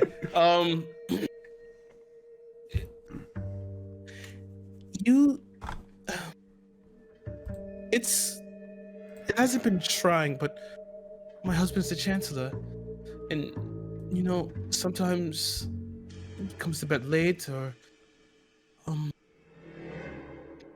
and sometimes he has a lot on his plate, so I can't really impose wanting attentions, affection from him. But other than that, I believe we are right where we should be. And a man who is pressed for time, perhaps so much so that attentions to his wife are limited, may also not be the most attentive of fathers. I'm sure he is the most loving of fathers, but perhaps doesn't always have as much time for Esme. He tries his best. From the detect thoughts, you see images of her looking out the window as the black carriage pulls off, and then you get to see another image of a clock and watching the time, and then another image of hearing the upstairs. It's not like you just see her looking toward the door of this room, but hearing the door upstairs shut. One final question, my lady. I promise this will be the last. Your husband is somewhat renowned in the town as having a little bit of a temper. Yes. Is there anyone in the household he is prone to be angered by? Perhaps even Esme herself. She wasn't the most peaceful of children, I understand.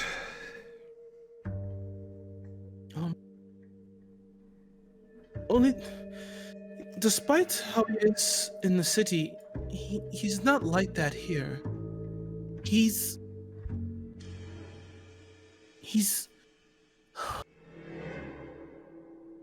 more cold, more quiet here. He tries his best, that's all I can really say. I've never heard him raise his voice to Esme. He's never really raised his voice at me. But perhaps goes silent occasionally. Yes, he'll definitely shut himself away. I'm sorry for troubling you, my lady. It's fine. I may trouble you for just 1 second longer, my lady. Yes. We know that Esme had a good friend, a maid here. Yes. That they were the closest of friends. Do you know if anything happened between them recently? I really wouldn't know. After Sophia, Esme, me and Esme were we were always together. But as she got older, you know how kids are. And then we brought Sophia here, and they kind of, as she hit that stage in her life, that was her best friend. So if anything happened between them, at least that bad, I would hope that she would come to me, but nothing like that. Esme was usually happy. From the detect thoughts from these two. From the previous one, there's really not too much what you receive, but you do hear, you do get another image of her in this room, or at least on the way to this room, like stopping at the banister, at the end of the banister, and you hear a scream from upstairs.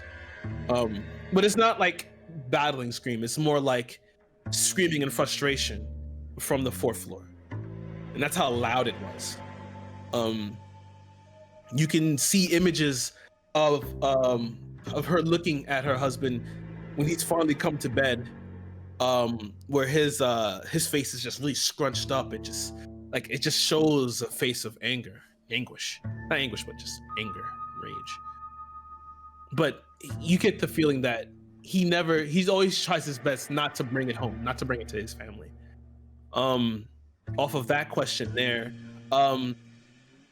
you see more of an image of her kind of looking forlorn, watching her daughter, leave and run with Sophia down places or go other places with Sophia. And mostly the lady by herself. If we are done with the lady, can we return very briefly to the daughter's room? Most definitely. Before we go, my lady,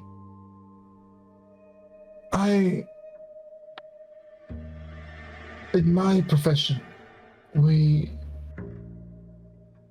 encounter a lot of people whose loved ones may be lost. Yes. I would like to ask of you two things, if I may. Mm-hmm. The first thing is, it is considered in my profession ill omen to mourn people who might be alive. And second, I know your husband is a very stern person, but he needs you right now more than ever.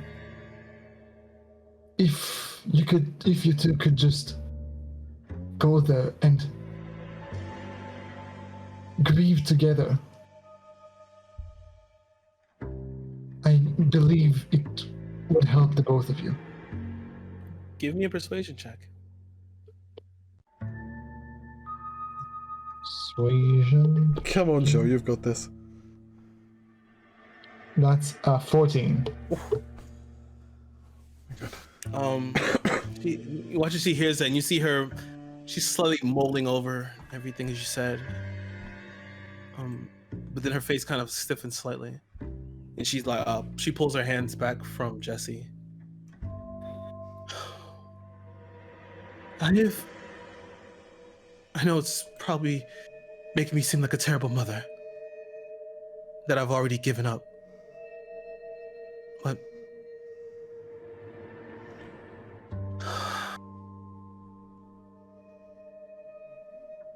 Trevor can handle this himself.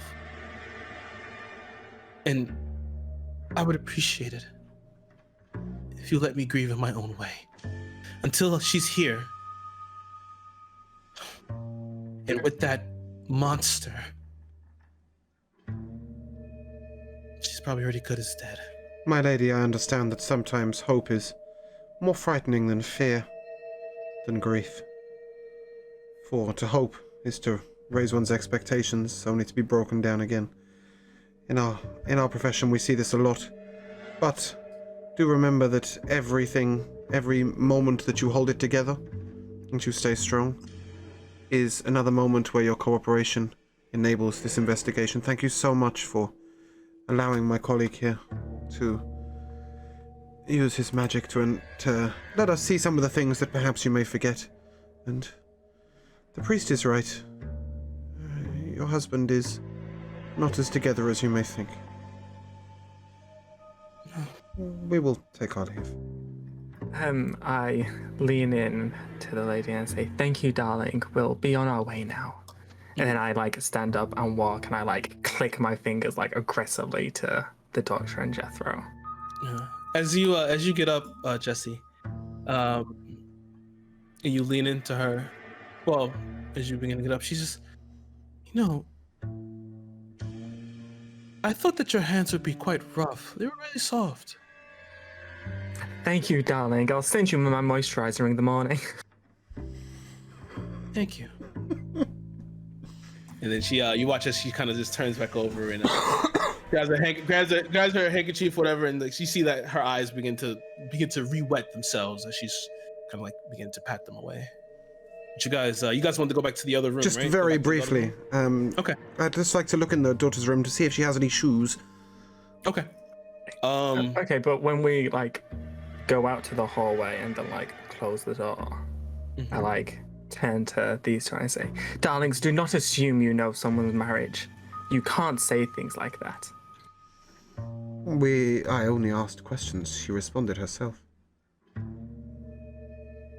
No, not the question. The comment afterwards. Well, sometimes you've got to say the right thing even when you don't think it. Shall we? Very well. I saw a few things whilst we was interrogating her. She had very fond memories with the butler, especially with the daughter growing up and playing. But that's her side of what's Yes, I happened. wonder what This may changed. not be the full picture. The gardener, she is not close with. I doubt she's barely spoken to him.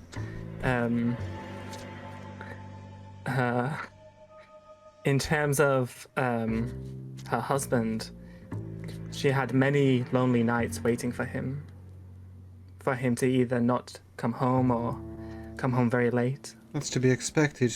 Did we see any anger? Yes, but not shown. Perhaps a frustrating scream, but never in the company of her. And we must assume that not in the company of the daughter either. Yes, well, we knew he wasn't guilty. I'm merely wondering whether Esme ran away. Shall we to the room quickly? I'd just like to check the size of her shoes. Okay. As you guys head back through the hallway and into the room, you looking for shoes, you say? Yes, preferably the give me the- riding boots if you can find them. Okay. Give me an investigation check. Yes. That is a 29. Nice. Easy enough for you, Jethro.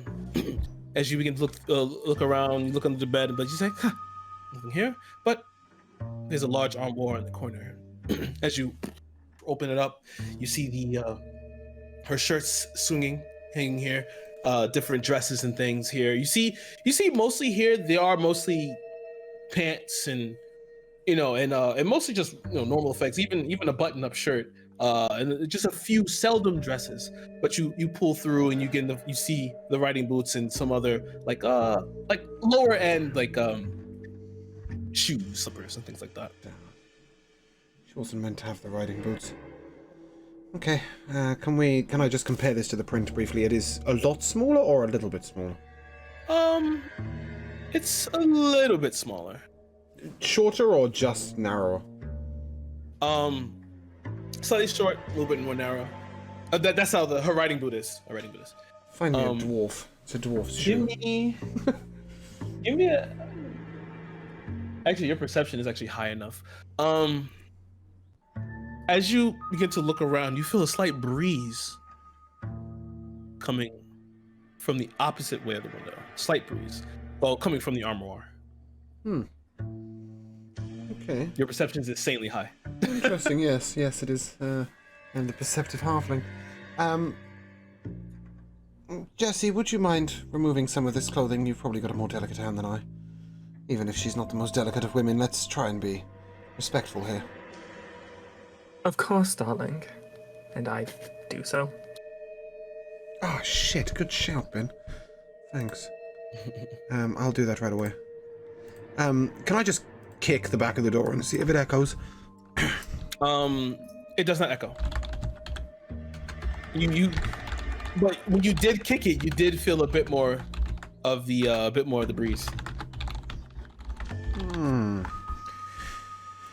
I guess this is a hands and knees job. I will climb Volunteer in. then, darling. Yes, I will climb in and have a proper search all around for any strange... I imagine what I'm looking for is some kind of lever contraption, etc.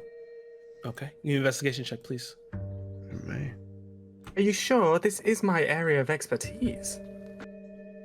What, hiding people in the back of your closet or coming out of the closet? No, being on my hands and knees, you rude. Well, all of the above, all of the above. That's only a 15. Oh, you're 15. Okay. I'll give you that. 15 is not bad. Besides, your passive investigation is way higher. Yes. As you begin to slide your hand around, filling over the wood grain of the armoire, you find you bring your hand up on like the pole that actually held the contraption, the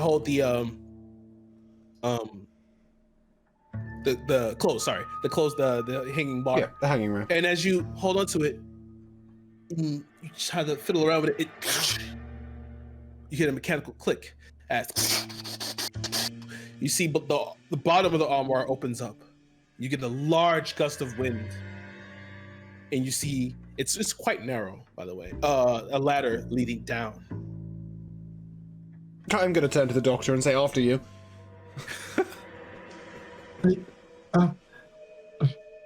Okay. And can we stop right there as we're about to descend the ladder? Is that an appropriate moment, Kira? Because I'm assuming it's going to take a few minutes once we get down there. And yes, we'll take a short break here. Welcome back. I think it's fair to say that we probably have lost Slicer for the long term. So we shall give up on that one. There's a chance he might be back, but for now it's fair to say he is off investigating. Kira, is it possible that he returned and at least gave us the information for if there were any visitors recently in the last week? Yes. As you guys are just as you guys have found the ladder, Diego had come up behind you to tell you that apparently there was no others that have visited. Knew you'd get it in somewhere. Fantastic. Okay, Priest, after you, if you'd like to descend the ladder. Okay. And I descend the ladder. Very slowly and yeah, just not very athletic. You notice as you turn and try to start to descend, the fit is kind of tight, but for you as a furbook, yeah, the fit is actually pretty tight. You find yourself having to kind of like scritch and move down as like the sides of the tunnel itself is it's a little it's pretty crude, crudely chiseled out. Give me a perception check as you're going down. No problem. They didn't design these tunnels for the curvaceous types, Jesse. Yeah, this is gonna be kind of hard for Jesse to get down. 11. 11. This is fun enough. You do see a carving in the wall, S and E. Doctor, what do you see down there? Well,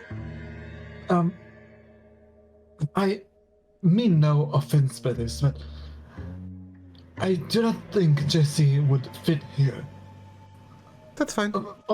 Also, there is this carving here. It's S and E. E or D, sorry, Kira? E. E. Oh. I damn it. believe. Damn it. I had an answer there until that happened. I believe that, considering we found this in the Esme's room, it must be the E must represent Esme. The S could perhaps represent her maid. Yes, the maid is what I was thinking, but I had thought D for Dixon. No, that makes more sense. Excellent work. Jesse, can we have some light down here? Of course, darling, of course. Okay, I would like to, instead of walking down the ladder... I cast light down. Oh, okay. That works. As you can see, the ladder continues to go down deep. Okay, I would like to bypass the room with the carving, and I will just sort of, instead of climbing down the ladder, I'm just going to hold either side and slide. Yeah, you got it. Yeah, as you're a halfling, You easy got enough it. for you. Yes, well, just Just in case. There's my nat 1 acrobatics check.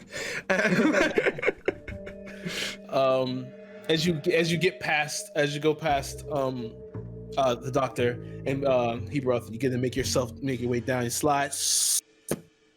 Make your way down. As you begin to smell bread. Oh, lovely. Freshly The kitchens. baked bread. I do not particularly wish to investigate myself. I will send an unseen servant ahead, please. Okay. And command it merely to look for the nearest door and open it if it finds it. Okay, yeah, that's fine. As you begin to cast and send it forward, there is a singular door in front of you. You see that. Give me an Arcana check here. This door's a little heavy. It's a 13. 13. You know, you watch the scenes there. As you just hear the door kind of grind, and you see there's no light in here, but you can see on the far off, just a little further away, you see another threshold and tiny shadows moving in the light from beneath the door. Another door. Oh, bugger me. Am I too far down to shout to Jesse? Yes, you are. Is the gap big enough for me to go down it? No, can't get that junk in the trunk down No, there. I guess I'm expending another sending here. Actually, 120 foot would do it, right? Oh, yeah. That's okay. I shall send a bardic message. Using message. The cantrip. To Jesse. Perhaps, Jesse, you might make your way down to the kitchens. I think we may meet you there. Doctor, you can come down or up. Whichever you prefer. I think I will join you down. You just Okay. hear, How's your stealthing, sir?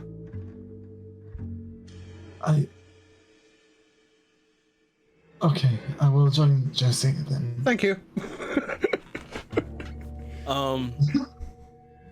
You just Diego's like, I guess I'll go find Reginald again or something. Just call me when you actually need something stabbed or whatever. And he begins to follow you down, but he veers off. Okay. I would like to stealth. Jethro. Yeah. Yes, Please very give me a much so. stealth check. Yes, that is a... Oh, come the fuck on. That's a 10. Oh no. But it's dark, right? Okay. It is. You know, It is dark. So I'm not going too close to the door, only a little close to the door, and I'm just gonna listen. Okay. As you make your way in, give me a perception check, please. That one's a 22. Nice. You do hear people walking around, and you hear Connor again. You hear him speaking to other people. You get to hear the brief conversation. Well, they're upstairs mucking about the ladies' room. Yes, they're in the ladies' room, are they? I guess. But what's wrong? You seem upset.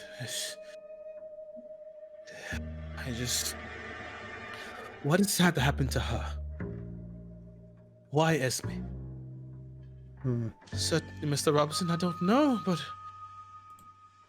just you hear the footsteps again as you see the shadows come close together.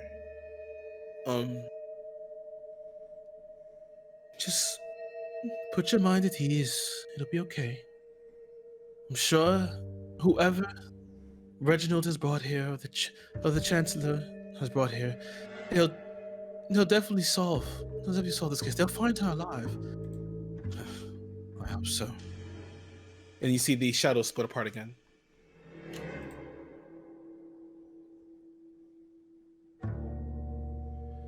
Okay. I'd like to just wait until Jesse and the doctor get down, but use the bardic message once more if we're still in I communication. can't get down there, remember? No, you're going round to the kitchens, which is the other side of the door. Yes? Just to say, perhaps you could look for a door of some sort. No, I got you. So, as Jesse and Diego and the doctor are making their way around, you watch as Diego goes, Reginald, I'm coming with you again. They're going to look for the servants' quarters, and you watch as Reginald, servants' quarters. Do you know exactly where they are?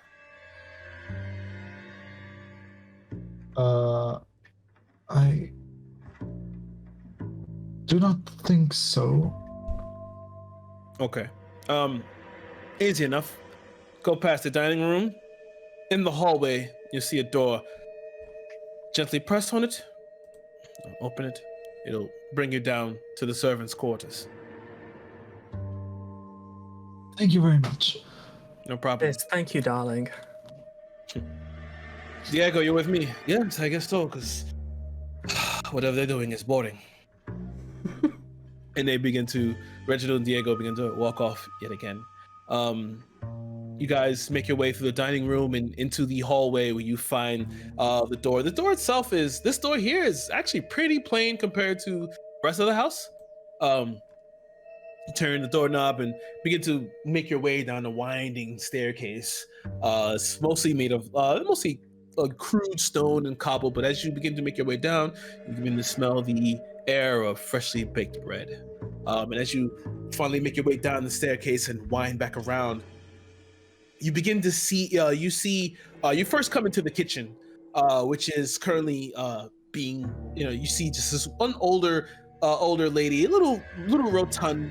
Her hair is kind of scraggly and gray, and she has a bandana on her head, tied in an apron, but she's also kind of pocked and smudged with like flour and such. And you see the kitchen itself is kind of like sectioned off with like a bit of glass, a little bit of like glass partition, and a little bit further down past the kitchen, you see a long hallway. On the walls here, you see bells assigned, and they say like the Lord's room, daughter's room, things like that. It says like the ladies' room and things of that nature.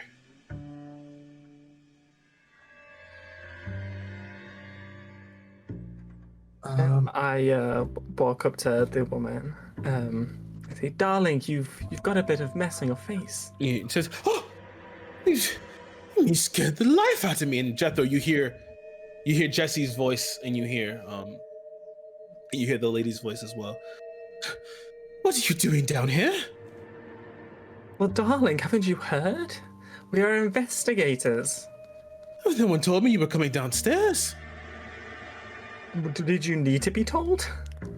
I mean, not necessarily, but you merely sent me to an early grave. Why? Is there something frightful about me? No, but despite how big you are, you're quite quiet. Well, darling, I can assure you I can make as much sound as the rest of them. Oh my. You see, she's just, oh, well, if you're going to be down here, I guess, whatever. Just don't get in the way of my preparations for tomorrow's meal. Darling, I promise we will keep our distance. Okay. So you watch as she kind of turns around now and begins to she's like kneading the dough, and preparing. You see there is some already in the oven currently, and there's some that's been freshly baked that's actually on the actual counter next to her.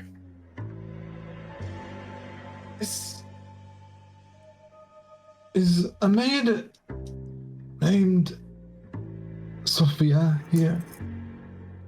Yes, that's the lady's maid, Sophia Dixon. Yes. Is she here right now? Does she? She's probably sleeping. Around about this time, she flips open the watch. It's 9:30. Yeah, she's sleeping. Well, at least in her room.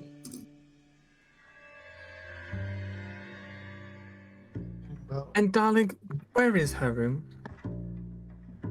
Back at the end of the dormitories. At this point, can I try something? I'd like to use minor illusion to create smoke coming out from under the doorway. Oh. And then sort of keep that going. As it is. And I don't believe that is a concentration. No, it isn't. So I would then like to cast invisibility on myself. Okay, got it. As this being like, yeah, you can definitely find her room back there. All of our rooms are back here. And then it takes a second as she turns back to the left, turns away from you. Oh my goodness! As you see, like you begin to see this smoke begin to pour out from the doorway that's straight across from the kitchen. It's the pantry. There's a fire. And she darts over there and tearing open the door, Jethro, as you see now the light from the kitchen is not only pouring in, but you're currently invisible. As you kind of stay off the side as to not disturb the smoke. Where's all this smoke coming from? And she's beginning to look around. I follow her into the room. I say, "Darling, don't worry. I'm here to help." Can you put out this fire, wherever it may be? She's looking around for it right now. Darling, I can't see a fire. This is most strange. And she turns around to you. What kind of devilry is this? Excuse me? This did not start until you came down here. I've worked here for years. Never had. Why is the pantry on fire? All the torches were off. Am I capable of moving the smoke while still invisible? Let me see the description of the spell. Well, I mean, the cantrip itself, minor illusion, is merely, It's merely by thought, yeah? Yeah. I would think so, yeah. I'd just like to move it to the ladder. But I came down. And then I shall just, remain in the corner and observe. Give me a deception check. So 29. Oh, shit. Damn! Jethro knows how to lie. Yeah. She was back from the pantry.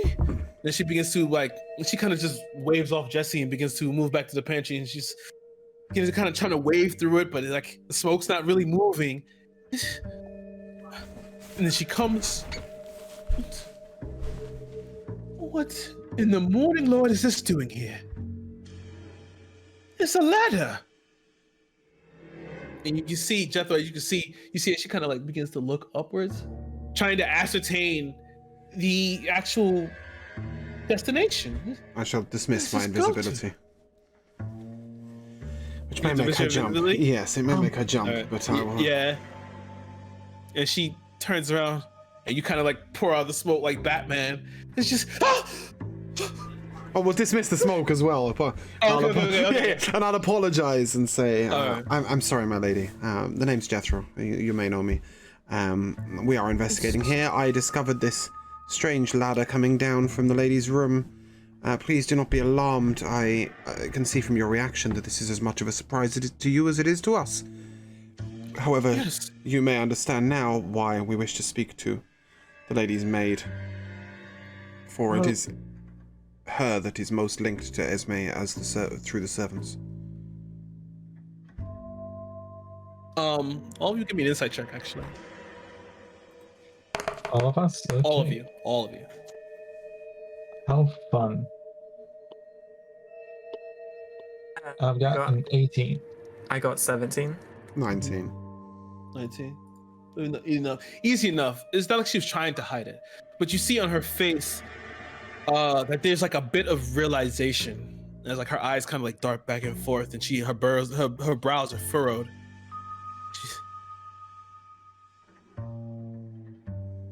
That would explain. Explain what, darling? There's been a few nights that I've seen Sophia heading into the pantry, and she always told me that she was maybe getting food or just a little something extra to snack on. She has a late night sweet tooth. But it has always been talk amongst us that it was too close. Well, of course, the lady and Sophia's relationship is not particularly the worry. It is fairly evident there is something between the two of them, but, well, gossip will be gossip, and let us leave it at gossip, perhaps. But do you think she did something? I'm sure she did have a sweet tooth, honey. I perhaps am more concerned that something went wrong in their relationship and the lady was upset. But let's not jump to any conclusions. We should speak to Sophia. Yes. Her room is at the end of the hall. I'd like to just turn back to the cook briefly and say, disregarding the gossip, how is Sophia as a maid? Is she efficient? Quite. When she came here, she came and she mostly had nothing. She was interviewed specifically. The chancellor and the lady herself, Lady Royce, they put out a particular ad looking for a woman of this age. How long ago was this? This was about 4 years ago. Okay. She's quite efficient, very nice, very proper. And you get on well with her? Oh, well, certainly. Okay, thank you. Well, Jesse, Doctor, shall we quiz the girl? I do think so. Yes. Okay, you guys been there. Go past the cook as the she kind of just like she's like kind of studying the pan. She's like her face is in sheer amazement. Yeah, pure amazement. You've hidden a ladder in my pantry for 4 years. The ladder has been hidden. There was a fake fire, and then a halfling popped out of nowhere. So she's had a good day. Yeah, it's the most excitement she's had in years. Marvelous. And as you guys begin to make your way around and head down to the hallway, passing by the doors of the dormitory that are already locked, you make your way to the final door. Okay. No knocking. No knocking this time. We're going straight in. As you try the door, it is locked. By the way. I would like to unlock that. Okay. Give me a check, please. Dex or... Yeah, Dex. Oh, right? Dex, please, yeah. The fuck? Ooh, a 10. Yeah. That's impressive. I can give you a 10. Yeah, I can give you a 10. It's not a crazy lock. As you pops open and open the door, it's completely dark in this room. Jesse, can you change that? Don't I cast dancing lights? Okay. Pretty lights. Nice. The lights pop up, explode the room in bright light. However, the bed is empty. Used or not used? It's made nicely? It's actually made pretty nicely. Nobody's in the room. No markings. Any shoes? You do see some shoes. Fantastics. I'd like to compare them to the print. Please. As you make an investigation check. Oh, give me an investigation check. I'm sorry. As you make your investigation check, which I have done and given you a 24. 24. You notice that these shoes are not what you're looking for. However, you do see something else. You do see a bit of mud close to them, slightly under the bed. Better be quick, boys. Cartwright? Right. Oh, sorry, are we missing connections here? Mud, boots, girl, missing, relationship, upstairs, strange gardener. The only person that the Lady Royce could not vouch for directly. Let's go. All right, let's go. Okay, I'd like to shout to the cook. Which way to the gardeners? The groundskeepers is in the back, a little bit past outside of the property. Okay, and is there any reason that the lady should not... no, not the lady, that Sophia should not be in her room? No reason. Fantastic, don't worry yourself. Make some nice bread. Good night. And then we'll run. All right, you guys begin to run. You guys begin to run, dart out of the establishment, out of the back, because there is a back way out of the service quarters that leads. You have to run all the way up steep case of stairs back into the back of the grounds, running across acres. Oh shit! I did not bring athletics for this. As you guys begin to make your way through, you finally hit a tree line, but following a crude path that weaves through. As you're passing through here, the rain has stopped, and the smell of wet leaves and foliage fill your nostrils as your lungs burn as you pass through and continue to run and run and run, following this path until you finally come to a quaint 2-story groundskeeper house. Any windows? There is a window. Birds to There are windows. a few please. windows on the fall, and then there's a window at the top. Any lights on in the house? It is completely dark. Pardon me. Bird can't see in the dark. Never mind. Let's knock. Darling, let's not do that again. Sparrows can't see in the dark too. I know, right? What I do you never mean did I like know, this, right? You started this chase. Yes, well. It's Knock- all right for you. I'm not wearing underwear under this dress. Oh, knock on the damn door, girl. I go and knock on the door. Okay. As you Oh, shit. Not the music change. all right. What is it, Pink Panther? As you walk up and go to knock on the door, a slight rapping. There's no answer here. But you do. Everyone give me a perception check, please.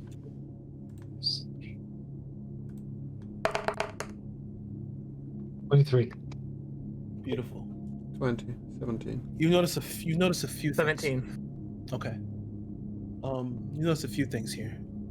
One, all the sounds that you were hearing previously, birds, crickets, whatever the hell, of night, there is no sound anymore. It's as if you stepped into a vacuum. The leaves are not rustling. And as you look around, you see that it looks like as if the grass itself has receded from the house. Well, bugger me. Alright, Can I, any of you are capable of dispelling any magic? this was,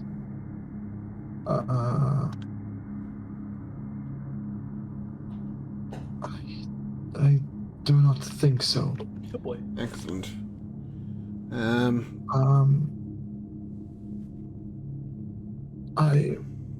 Oh, wait, well, I'd have to know. I might be able to. If this is a curse, I might be able to remove it, but I'm not magic savvy enough to say right now. No. I could try and figure it out. A curse on the area would not suffice. Cleric I melee see. magic is, as far as I know, not too good at removing arcane curses. Well, this could be a problem. Prepare yourself for battle. This is quite absurd, and I'd like to play myself a little sort of ditty on the drum and give myself bardic inspiration. Please do. Let me just check Wait, my modifier for that. before that, can I cast Detect Evil and Good? Please do. As you stand, clutching your holy symbol, stretching out your consciousness, and speaking to your patron, you certainly detect evil here. Yes. It's palpable. I'll take my 10 bardic inspiration. Thank you very much. That was a straight 10 and a 10. Nice. Anything else that we would like to do before we enter this dark chamber of madness? Perhaps, we should have brought Reginald. Damn it. You're looking for me. Yeah, him. The cook came and told me what happened. Brilliant. And you see Diego walking back, just like his vest and stuff. It seems we're finally getting to fight, huh? I would like to look directly at Reginald and simply ask, what do you know of Cartwright, the groundskeeper?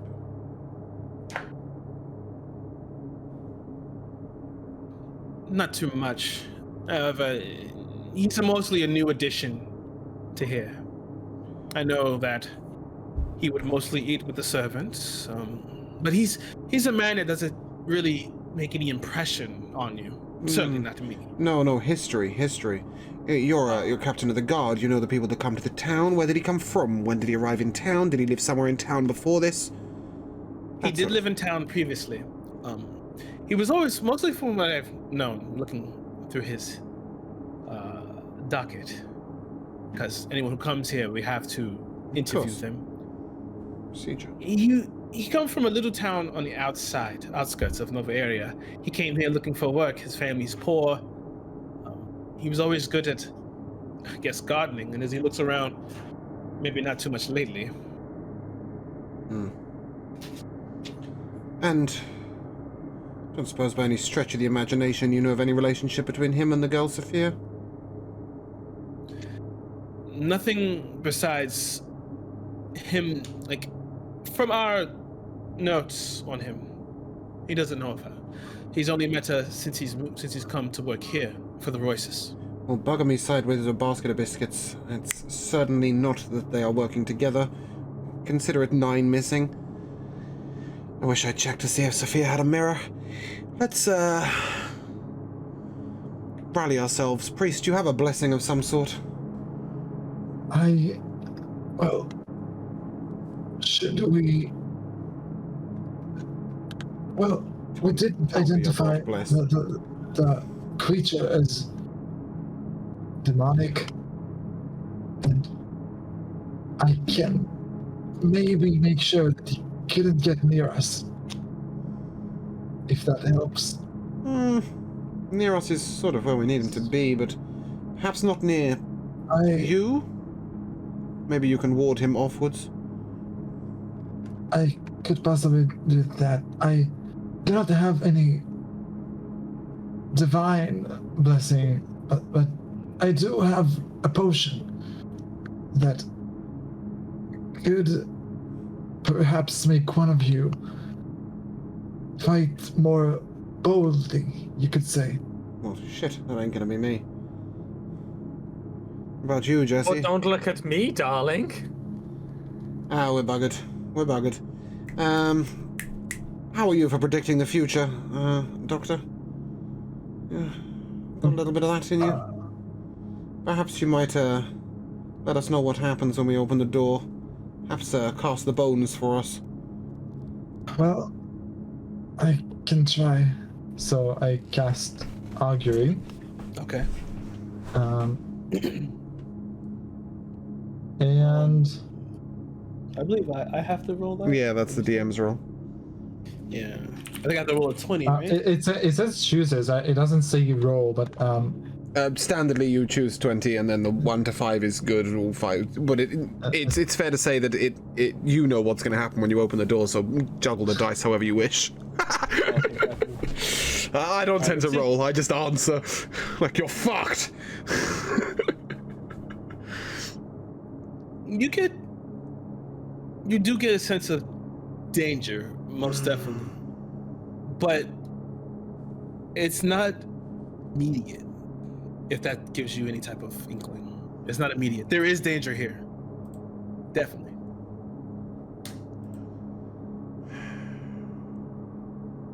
there is danger here, but well, it is not immediate. I cannot tell whether or not we'll be able to face it when it comes. All right. Well, here goes nothing. Jesse, do you have something that can open the door from a distance?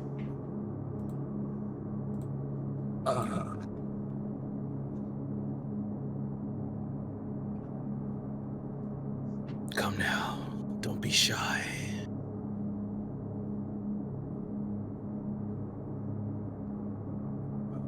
So If Justin does, Perhaps a hand. Can you lend us a hand, darling? I think I might be able to do that. No. Jethro, why don't you just go and open the door, darling? You're not scared, are you? Well, both of you had mage hand, but if I must, and then I'll sort of... But I do have mage hand. Okay. Right, fantastic, yes. Open away, please. So Who's doing it? You doing it?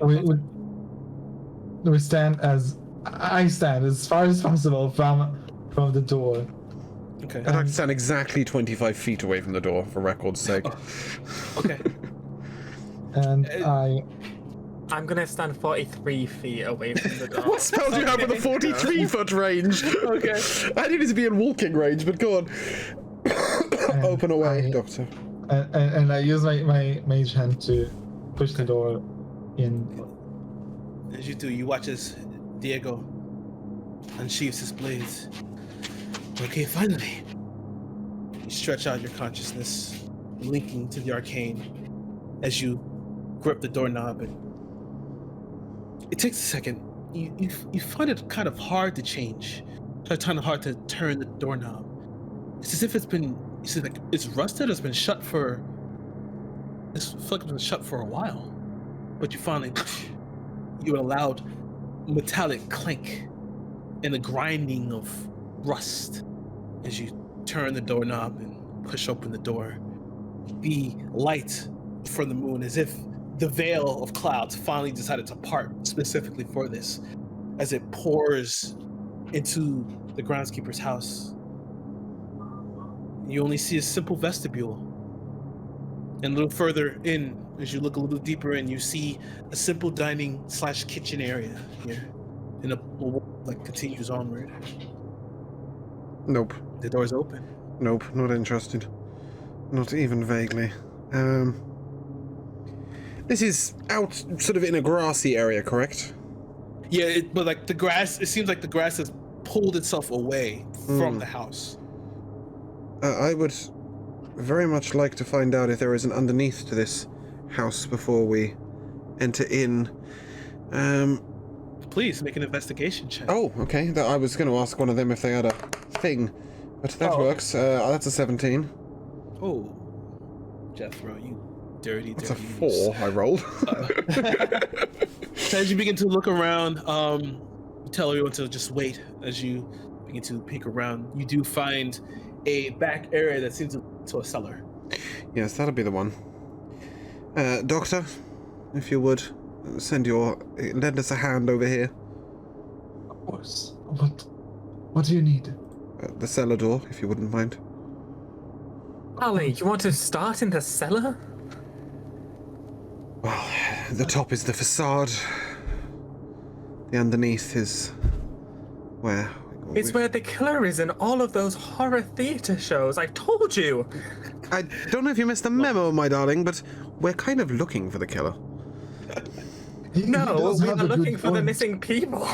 Well, ideally one is present with the other, preferably with the people still alive. Perhaps he's busy carving. Either way, Jesse, we can't just leave this house in danger, can we? Then don't wait for the hand, dear. Jethro, go straight in. I'm good. But I thought you wanted to find the killer, darling. Must I use a spell slot for this? I shall unseen servant the door, please. Okay. Easy enough to pull it apart and to remove the rod that was actually holding the door shut. And slide it out, and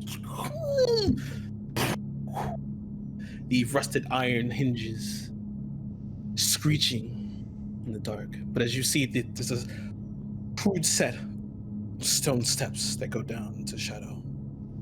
The cobwebs on the sides of the threshold. I will very gently edge my way down the stairs in the creepiest and gentlest manner possible, keeping it in the dark. Please make me a stealth check. That one's a 22. Okay. So you stuffed yourself into a whole new campaign as you continue to go down slowly.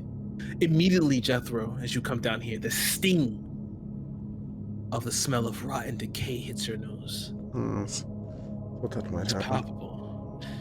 It's palpable. As you come down, but down here there is no light. Oh shit! Just that. I can't see in the dark. You immediately thumb your way around.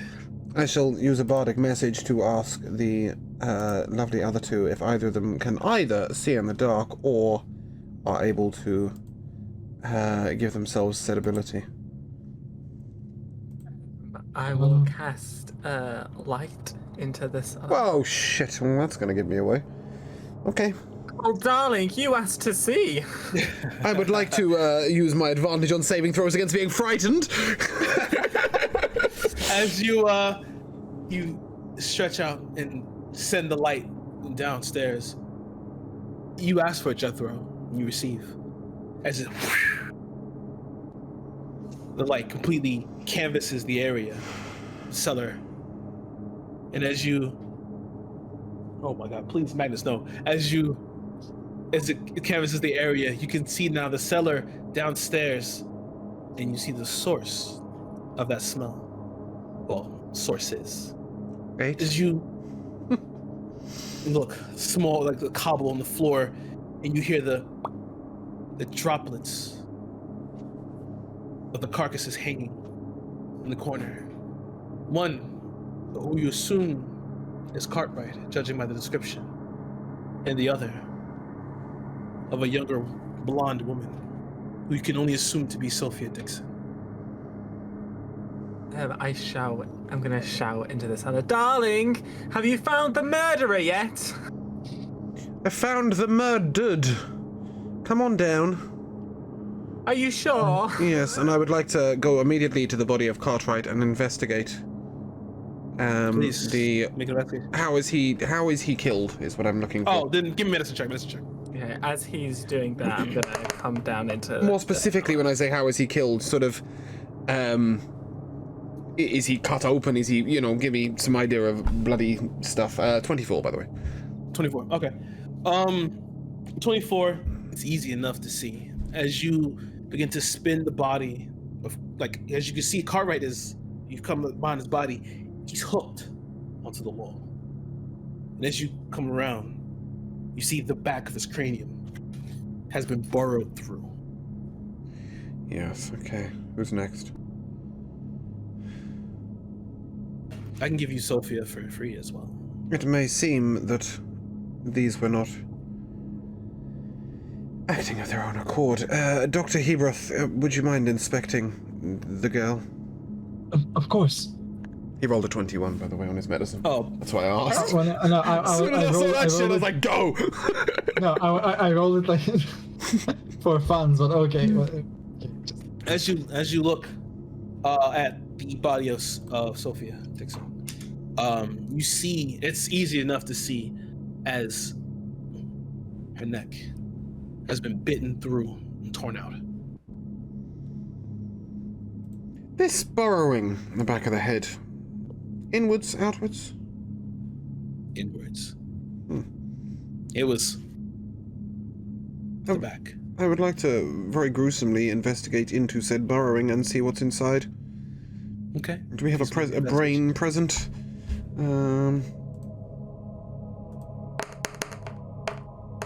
There's a 23. 23. The brain is in fact gone. Yes, I thought it might be. Is she wearing any earrings? Jethro. Oh, Sophia? Hmm. Yes, there is. She is wearing. Hey, I'm sorry, my dog's going crazy. She is wearing a single butterfly earring. Yes. How frustrating. Sophia here seems to have been bitten by something. If you could maybe take a look. Yes, we'll have a look for some tooth marks, I think. Clearly not human, but are these... is this a jagged wound? Is this a munchy wound? From looking at it, yeah, and I'm going to keep the piggyback off your previous investigation. As you implies your passive investigation is ridiculous. So, looking at it, you see that the bite mark itself is really odd in its pattern. You see that there are a set of teeth. However, you see like on the sides of her body, a little further down, that there's two other deeper indentations around her chest cavity, in her back, middle of her back. I fucking hate insects, Kira. I really hate insects. Okay, and can we make a guess at the size of this creature? It's fucking large. So the mouth mark is the entire length of her neck? Just about, yes. Okay. Jesse, are you coming down, darling? Yeah, I'm already in there. Oh, you Yeah, are? just- Okay. just- Oh, sorry, I didn't realize that. Darling, how could you miss me? I apologize.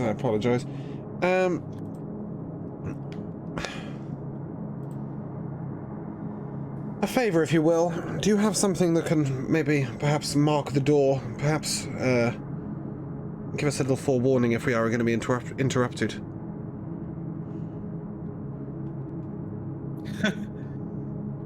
No. No? No. As you're I deliberating, thought you were a diviner. Never mind, eh? as you're deliberating, trying to gather yourselves, you hear a dull thud come from the upstairs. Yes. I don't want to go up there. But guess Why we're not, going. darling? I thought you wanted to find this murderer. Yes, but I'd rather find him by surprise, not have him or it find us. Well, very well. I could clean up the bodies a little bit. Perhaps leave them a little bit more presentable for the next person to find them. Bit of predigestation, or whatever, however we say this. Prestidigitation. Yeah, Yes. A little bit of that. And, I would like to take a moment to have a short, sharp drink. No problem. Yes. Quite nice of you. And perhaps consider our moves. Doctor, what do you think? Yes. If, as I said, if it is the demonic creature we identified earlier, I could possibly keep it away from us. And you with your crossbow and Jesse with his spells could attack it safely. I could also maybe banish it, but I don't know how successfully. And how would we like to get this thing's attention? Do we want to just wander in upon it, or would we like to perhaps Well, get its darling, attention we could elsewhere? always send you in first. Well, I with had your little exactly that in mind, but not quite. Do you have a... I mean, I see you're holding a large fan there. Perhaps you might be able to produce a small gust of wind? James, why are you reading my character sheet? I'm not. You're Yes, waving a fan darling. at me repetitively. I'm hoping it might be able to You, make a it's breeze. at me, darling. Well, yes, but it's in the screen. Maybe if we can create a little bit of a smell down here, perhaps insects tend to be aware of their smells. We could perhaps even create a small fire outside and gust it in and see if we can get it to come out and fight us on our terms. I suppose we could try, darling. Unless you'd like to just blasé walk in, but... We blasé walked into the cellar. Why not continue your thread of thought? Well, I snuck in very deftly and you decided to create a large shower of light upon my head. I'm not sure I trust You it again. asked to see, darling. I asked if don't you make could see in the rules. dark! Well, I did the best I could, darling. I'm so sorry it's not to your liking. Did you say you had a potion that makes us a little more courageous, Doctor? Yes, because I think Yes. Jethro is lacking in Yes, that I might area. need to neck it if you don't mind. The whiskey's really not kicking it. I hand him the potion of boldness. Okay, I would like to neck it and march straight into the actual house. Okay. As you suck down the contents, you feel yourself filled with vigor. Your belly burns, and you, in all your small stature, begin to march up the stairs. Each step creaking as you go up. You press on the door and open it. Back into the area you previously saw from the open front door. as you look around, you see on the table old molded food. You just look closer, you see the maggots begin to burrow in and out. No, Sorry. Jethro's not looking for the food. Jethro's looking for the stairs. But as you look to the right, you can see another set of stairs that goes up. Go on then. Getting up? Ladies, gentlemen, are you coming? Yes, darling. I'll follow your lead. You first. All right, you let's first. march on upwards. Straight in we go. You go Where straight the in? fuck's the fighter when you need him? Sure. Okay. He watches Can't we just send in Diego? No, I'll go straight in. Diego's behind you, slightly looking around. Yes, that's it, you large fur-bolgan elephant. Hide behind the halfling, why don't you? Brilliant, I'm loving this. Darling, I'm a delicate woman after all. In we go.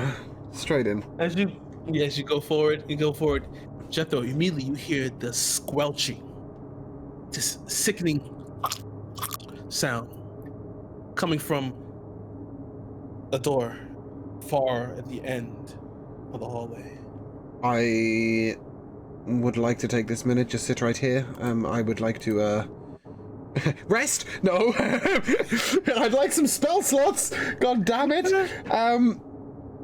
It seems we're in a hurry. I will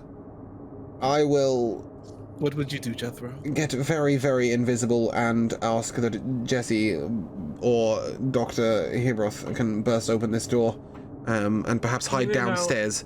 No, I'm going to use detect thoughts. On the Okay. door?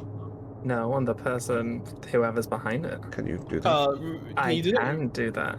Oh. You can use this spell to detect the presence of thinking creatures you can't see within 30 feet of you. Okay. So, as you stretch out and try to detect the thoughts, there's only one word that echoes in your mind.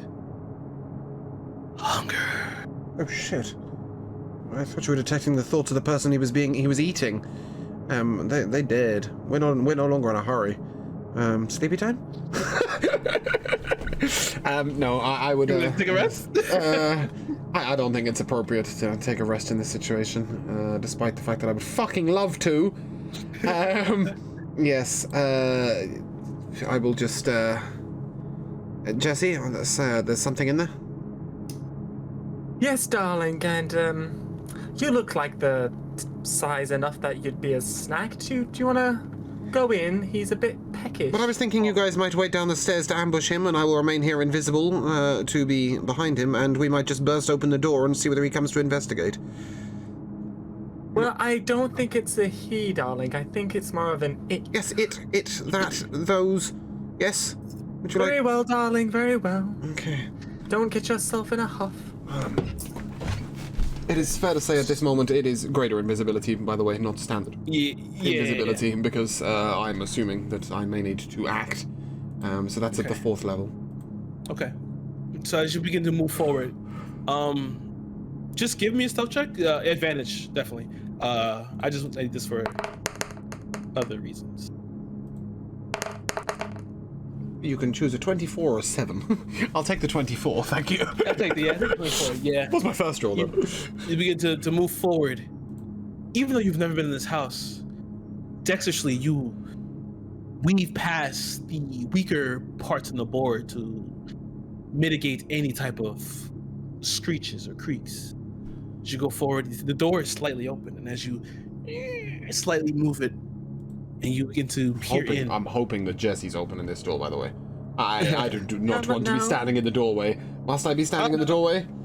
I thought they went down back downstairs. I thought you were going to send something to open the door first. I just Okay, fine. want to call it now. I think that this is going to be Alien from Alien vs. Predator.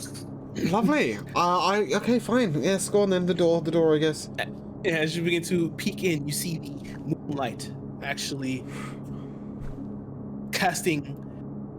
It's just drenching this form of a hunched.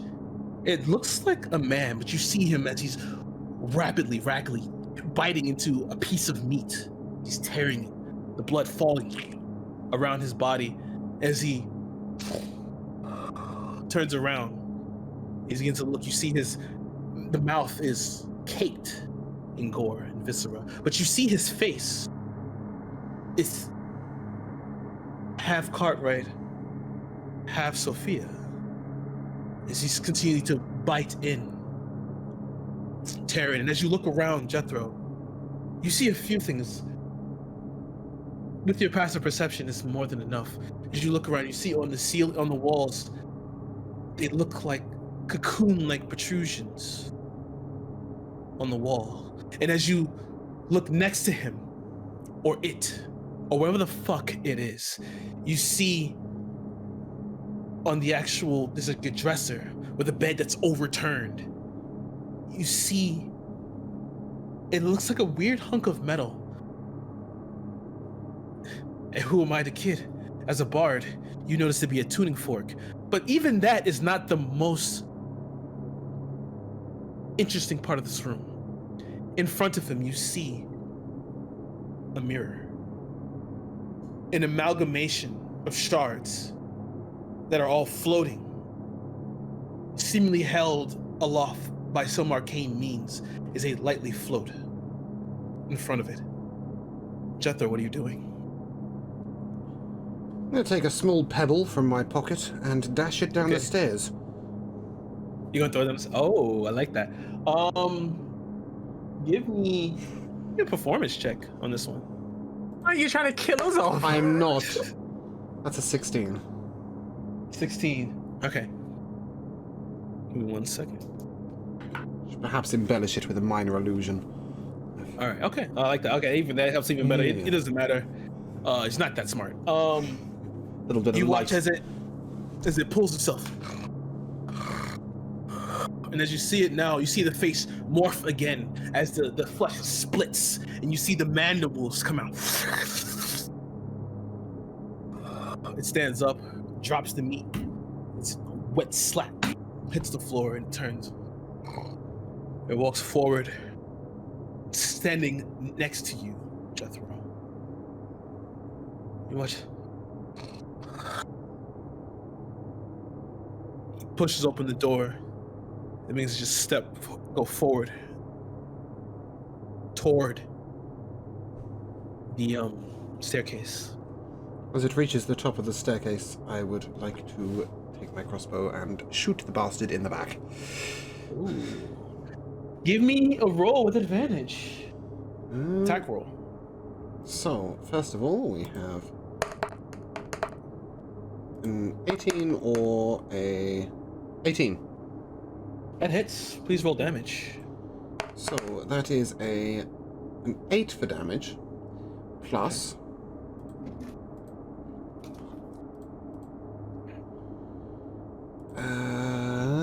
where is my d6? Where is my d6? Plus 23 psychic damage. Psychic blades. Jeez. I did warn you, it's Wow. like big sneak attack, and that uses one of my bardic inspirations. Don't worry, 9 to go, lads. That is really nice.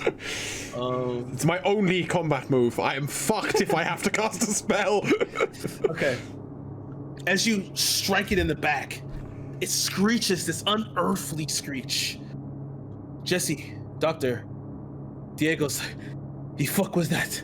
As he puts his blades and moves to the side, you hear this screech. And immediately turns around towards you. You see the saliva dripping from its maw, and you see the flesh off its body begins to rip as it begins to expose more carapace, and these wings flutter out. Please roll initiative, everyone. Oh no! 16. I got 18. I got One a second. 1. A natural one at that. Okay, so 25 to 20? Sorry? Nobody. 25 to 20 for Nobody. initiative. Nobody. All right, 19 to 15? Jesse with an 18, myself with Yeah, a I got 16. 18. Okay. 14 to 10? You're going all the way Nope, down keep to going 1. lower for Joe. All the way down to 1. Oh my god. Like an 9 actual to 5? 1. You both Yeah. got 1? No, it's just Dr. Hebroth. I got a 16. Jesse got an 18. Okay. Then I got a natural one. And he's got his +0 to initiative and has rolled a 1. Okay. That is magnificent, Joe. That is My rolls. I think you should get a today are bonus. really I think you should get a bonus for that. You know, let me roll for, he's let me roll for Diego. was briefly reading a book. Would it make your life easier if one of us rolled for Diego?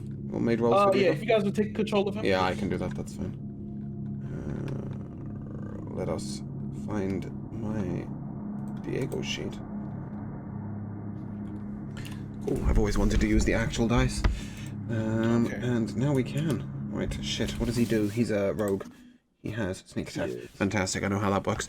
And let's put him on the screen. Diego. Why is this? Diego. Aha! Tiefling warrior comes forth. Hold on. Sorry, this thing is like. It's not playing the battle music I want to. There we go. Alright. Alright. Sorry, everyone. So weird. But I'm not going to stop the fun from here. There we go. So, what you're currently seeing as we are on Jesse first, currently you cannot see it. But the stairs kind of winds upwards. You just see a shadow kind of like dancing on the wall, but you see it kind of quickly begin to turn and look like it's going to take off back down the hallway, which you know that's where Jethro was. Okay, I'm gonna go a couple of steps up the stairs. Okay. And I am gonna cast Crown of Stars. Ooh. Okay. Yes. Right. Do you know what? Do I need to tell you what that is? I believe I know what it is, but let me look at it. Okay, I got it. All right. So as you walk up the stairs, you flurry your fan as you begin to also perform the verbal and somatic incantations, and then you see this the sprying light of the crown of stars around your head. That's your bonus action. Oh, sorry. Oh, so that was your bonus action. You have. Oh, I thought that just like. I Oh, thought sorry, that is your action, but you still have a bonus action left. So yeah, sorry. Yeah. But because I can't see it, I'm gonna end my turn there. No, as you go up the stairs, you can see it now. It's Oh, still okay, in the cool. hallway. Oh yeah, then yeah, I'm gonna shoot when I. Please do. That's a 17 to hit. That hits.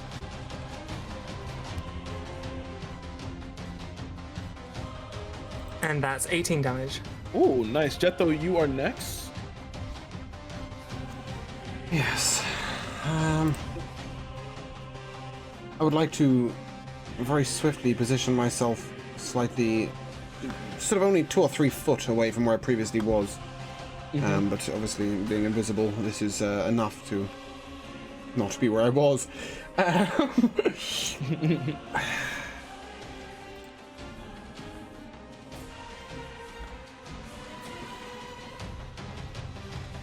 think I want to stay invisible. I will fire the bow. Okay, please do. Take a roll. And that is a 25 to hit. Oh, that hits. That is 10 damage plus...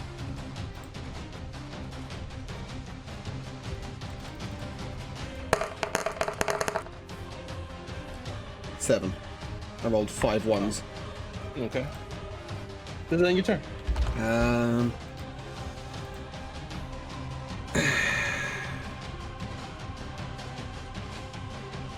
No, I shall throw my little ditty of drums at Dr. Hebroth, giving him bardic inspiration, and that is a 1d10.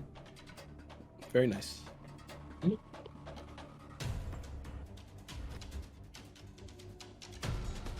Alright. Then your turn, Jethro? That does. Okay. From being struck in the back and then shot again, it struggles at first to see where the bolt came from, but knows exactly where the blast came from. As it turns around, Oh shit! and begins to dash forward towards you, Jesse. It's going to make you watch as it comes forward, and it's going to rear up. As it does, you watch as these blade-like claws extend. It's going to make an attack at you. Can I just ask, did he just dash across the room? Yeah, it's not too far. Because so currently, let me just paint the picture. He's stuck in the hallway now because he walked through the hallway, and the hallway from it, because it's a smaller house, it's not that far. But you were in the room, so it's like the room, the hallway, and then it's the downstairs. Also, Just asking if this would provoke an opportunity attack. He's just run away from me, but it depends if I was facing his back at the beginning, right? He's technically retreating from me. Yeah, exactly. I wouldn't say you would, like, he wasn't that close to, so Yeah. I'm assuming that you shot the crossbow. Yeah. So What? I would say I was sort of 6 or 7 feet away, so I think that's fine. I was just curious because that's the only time I'm ever gonna get to be close enough to use that. So he runs, and he's going to make a strike at you. He gets multi-attack. So Good luck, Jesse.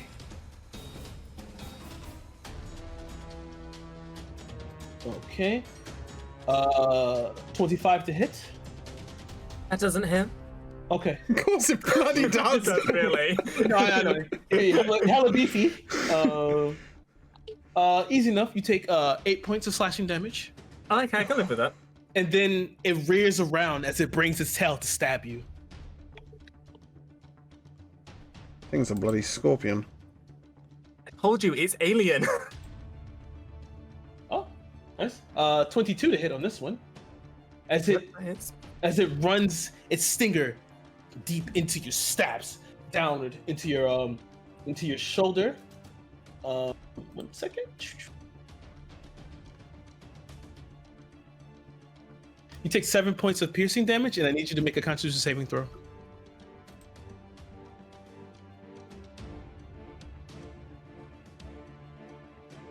That's 13. Sensational. As he stabs deep into your shoulder, you feel a slight pump inside your body. As you look to the left, as he rips it out and screams this unearthly screech in your face, you see on your shoulder now the wing of the weeping fly. As this is beginning to form on your shoulder, and you see the skin around it begins to become necrotic and black. You, Jesse, are currently infected. That will end his turn. It's now Diego's turn. What does Diego wish to do? Diego is at the bottom of the stairs, correct? Yes, he's currently at the bottom of the stairs, hearing everything that's happening currently. Well, being a tiefling, he can probably do a sort of night crawler and sort of up the side of the wall, and perhaps take that, yeah. sneak down with his. What the fuck is he wielding? Rapier? Yes. Okay. Sneak down with his rapier and make a quick 1-2 at the back of the. So you want him trying to sneak by and then try and hit him in the back? Yeah. Okay, give me a stealth roll first. Fuck me, that's a stealth roll and a half. That is a 22. Oh yeah, he can't be seen. Okay, yeah, easy enough. He just night crawlers his way over, as pirates do. I'm just going to take this moment to show off this brand new dice rolling set. Isn't it pretty? It's got the purple theme going on with the purple themed dice. So it's yes, it's not a regular thing, but yes. Okay. And then I suppose you want a hit roll, do you? I don't play rogues. Yes, please. Okay, that is plus 10 to hit. 22. Oh, that hits. Please do your damage. Okay, where's the D8? That one? Yeah, why not? That is a 15. Oh, ooh, damn. Okay, Plus the nice. sneak attack damage, I'm assuming? I'll take the sneak attack, yeah. Okay, I'm gonna use D&D Beyond to roll a 5d6. I ain't got no time for that shit.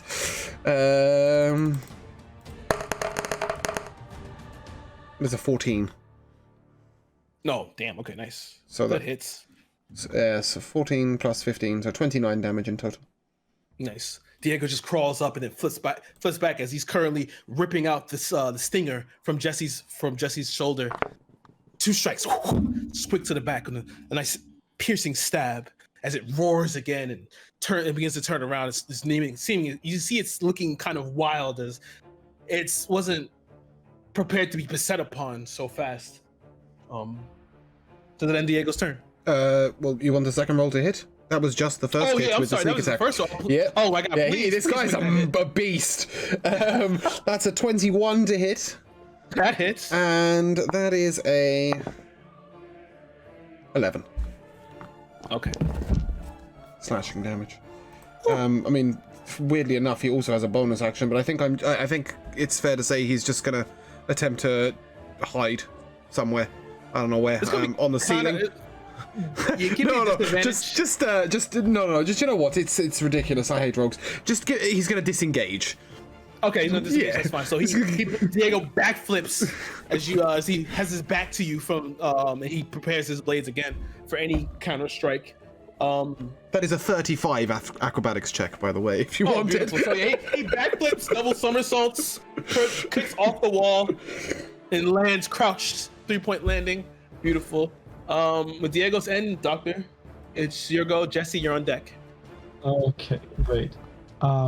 I would like to position myself, like in view of this thing, and I will cast, Toll the Dead.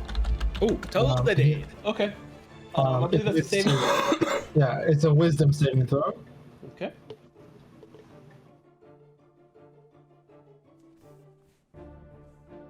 Your DC is what? 16? 18. 18. Oh, he fails. Oh, fantastic. And because he's missing some of his life points, he's gonna take 3d12 damage. Roll that damage. Plus 5. And hopefully, of course, my roll is so 25 damage overall. Doctor, explain to me his grisly demise. So, I pray to the goddess, and I point at the creature, imagining it with all my might, just completely destroyed by the light of the goddess. The ominous sound of a church bell dings around it, and it just immediately falls to the ground. Some of its body is starting to rot, and it's done for. Tell me, what patron do you serve? Well, I serve Ilmater because she's the goddess of life, but I am a mortician. I am of the great domain, so Okay. So as you begin to pray, holding your holy symbol, close your eyes as you begin to focus. Just stretch out. You feel the hands of your patron guiding you as it rings out. You watch as this beast or demon or whatever it is hold its head as it falls to its knees, and it begins to crumble. You see the blood begin to pour out and leak over as it falls to the ground. Dead. Oh, that's what I like to hear. This thing looks so. Good work, lads. Jesse, are you okay over there? Well, darling, I don't know how often you've been stung by a crazed scorpion, hybrid human, two-faced thing. Only twice. Well, this is my third, and third time is not the charm. Nay. Speaking of which, I would like to maybe examine this infection and maybe make sure it's not spreading. Please give me an Arcana check on this one. Arcana check. That would be a 13. 13. Looking at it, it's hard to ascertain with a 13. You do realize that this is something that's if it was able to be dispelled, you've already missed the time for it. However, you realize that it's not complete. You can feel the infection requires more parts to it. Been marked by the devil over there. I'm seeing a few devil markings in my time. Mind if I take a look? If you must, darling, but make it quick. And what I'm really looking for, is this the same marking that we saw on the backs of the dead, first of all? Precisely it is. And is it fully formed in that mark, or is it It is not. Slightly more grey or... Currently, you see the mark itself, it only has one wing. Okay, so the first part was the stinging of the mantis. Perhaps we should investigate these cocoons. I mean, I'm aware that you're in the process of dying, but perhaps these might have some answers. Well, snap to it then, sweetie. We don't have all day. Jesse, give me a wisdom saving throw, please. Wisdom saving throw? Yeah, for Jesse. Oh, for Jesse, sorry. I got a 10. A 10. Sensational. As you watch... Is it? As you're currently berating Jethro, and Jethro begins to turn around, your world goes dark. You, on the outside, see Jesse. Their eyes rolled in the back of their head as they stay stuck. Jesse, what you see yourself floating in a sea of stars. And off in the far distance, you see a castle. As it's currently seems to be careening toward you. Before you snap back, the world coming back into view. Jethro still looking towards you. Perhaps confused, perhaps not, perhaps concerned, who knows? Not that.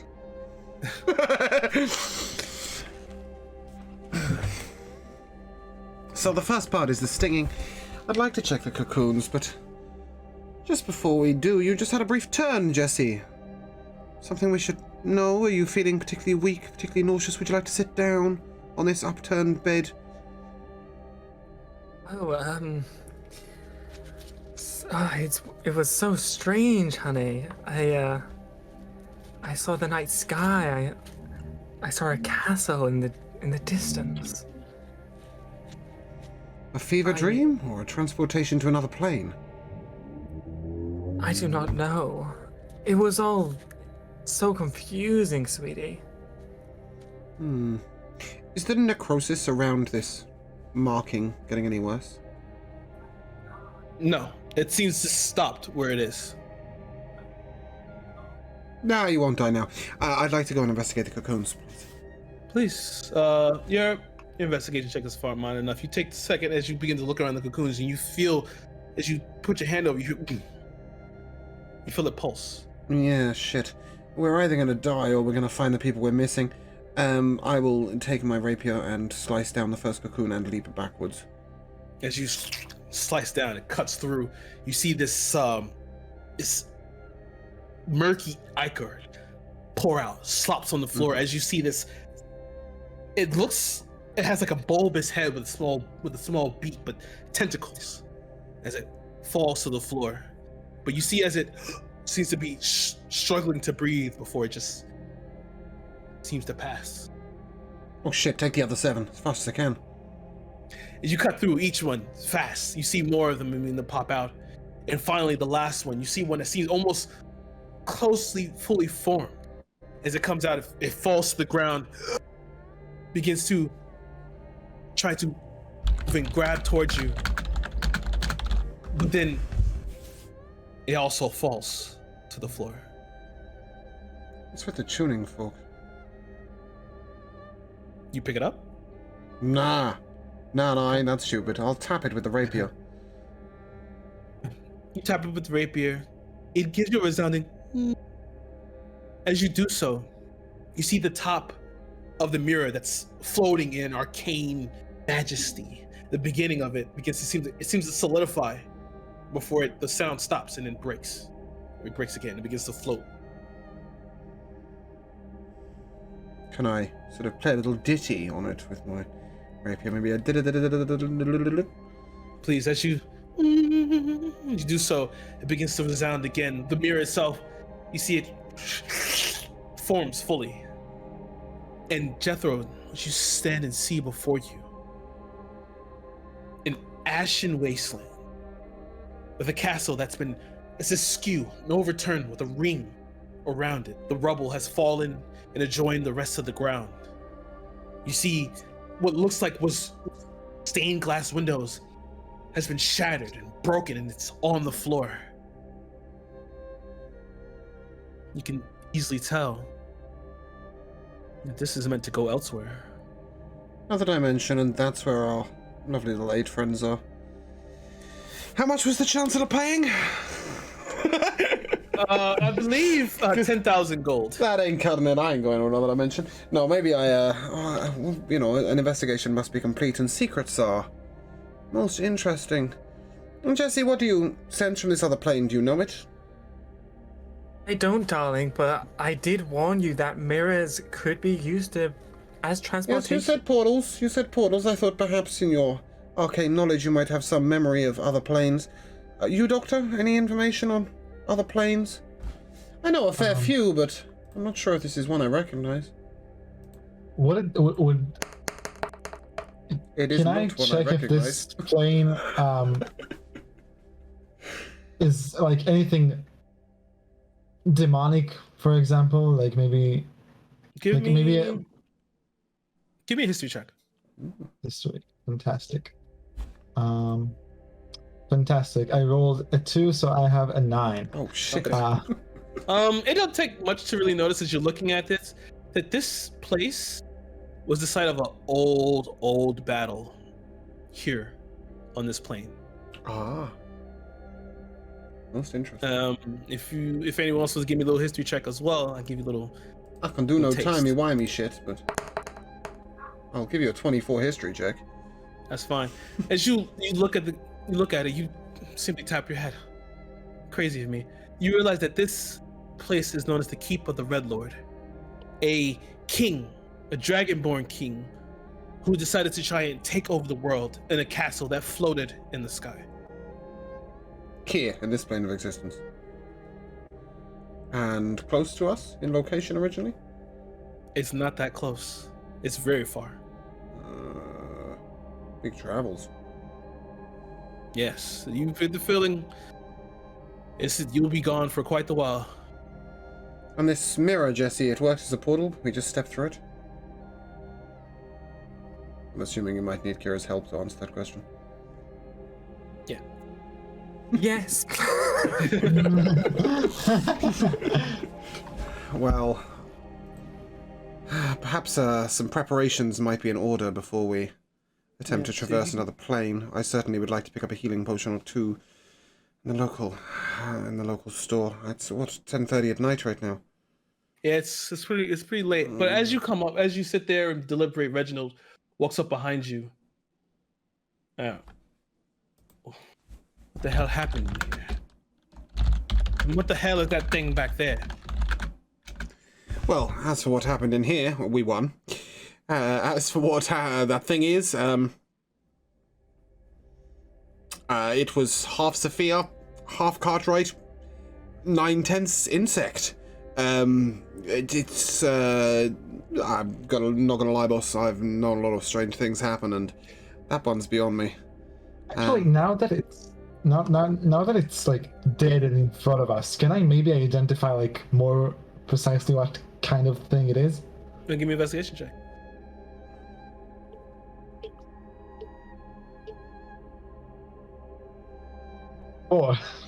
Four. Yeah, you don't know what the fuck this is. Yeah. My cleric score was clearly not adequate. Yeah, they just said demons are terrible. Just leave them alone. Exercise them when you can. I think, boss, what we do know, however, is that the lady, Esme, and possibly the other missing people are through that swelling portal up there. And we didn't find the corpses of... We found the corpses, sorry, of Sophia and Cartwright downstairs. I've tried to clean up the mess a little bit, as it's quite clear what killed them. It's this bloody thing here. I think it was perhaps stealing parts of their characteristics, part of their personalities, part of their facial features, most certainly perhaps to disguise itself in public. It seemed pretty stupid once it was here, but clearly intelligence is behind it. I would say we're likely to be taking a long walk down a sandy beach to a restaurant that's closed. It's going to be a long walk and a long trip. Don't know how we're getting back. Don't quite know why I'm considering going, but a couple of potions and anything else you can spare to get us prepped for our journey, and I think we should probably take a little rest before we embark upon this new part of the adventure. As you say that, come. And you watch as he snaps his fingers and a guard comes up with a chest. The Chancellor, even though he was beset by himself receiving marriage counseling, he was took him a bit, but he decided to give you this. As he puts the chest down, opens it up. There's 4 greater potions of healing in here, as well as 1 superior. And while Jesse's dying, perhaps he should take the superior. Yeah, except I'm not dying of HP, I'm just dying. Yeah, we don't know how you're dying, but perhaps we should give it to you, or to, actually, no, Doctor, you can heal the rest of us, right? I should be able to, yes. Well, perhaps keeping you alive might be useful. Perhaps you want to take the superior, and the rest of us will take the separates. Does that work for you? Yes. Fantastic. Especially, it's consideratory payment for necking that strange brew you gave me earlier that I completely forgot to use any of the rolls for. Well, that sucks because it only lasts for 1 minute, so... That's fine, but perhaps we might take a short rest, both within and without said game. No, you can take a long rest, actually. Take a long rest. Okay, we'll take a long rest as character and take a short rest within game. I'm going to take one more attempt to find out if Slicer is with us and take a brief moment. So we will be right back, but consider it a couple of minutes. We resume. I will be playing Diego's character sheet, sort of rules as written. It's going to sneak, it's going to attack, and that's about it. Any flavor text that Kira wishes to add, he's more than welcome to, but we're just going to count him as AWOL. And during the long rest, the reason why we've had a little moment to break there is to adjust a couple of spells. Some of us perhaps would take different spells with us into another dimension or another plane of existence or another area of humanity or a strange swirling castle in a mirror than we would to make an investigation of some servants. So, we continue. As you guys finally take the time to... And I'll give a long rest just for the simple fact that it's only been a few hours. It hasn't been 8 hours. Took the time to adjust yourselves and steel your will. Ready to ready to go into this area. Periodically, at this point in time, the mirror itself has it's unconstituted and turned back into this, but it's easy enough to reform it. Yes, I think I shall run the rapier along it, gently making a horrible grinding noise. As you do so, the mirror reforms. The castle is again present to you. Who fancies a leap? And without any sort of waiting for an answer, I'm just going to take the jump. Oh. Alright. So as you jump through, I gotta do this.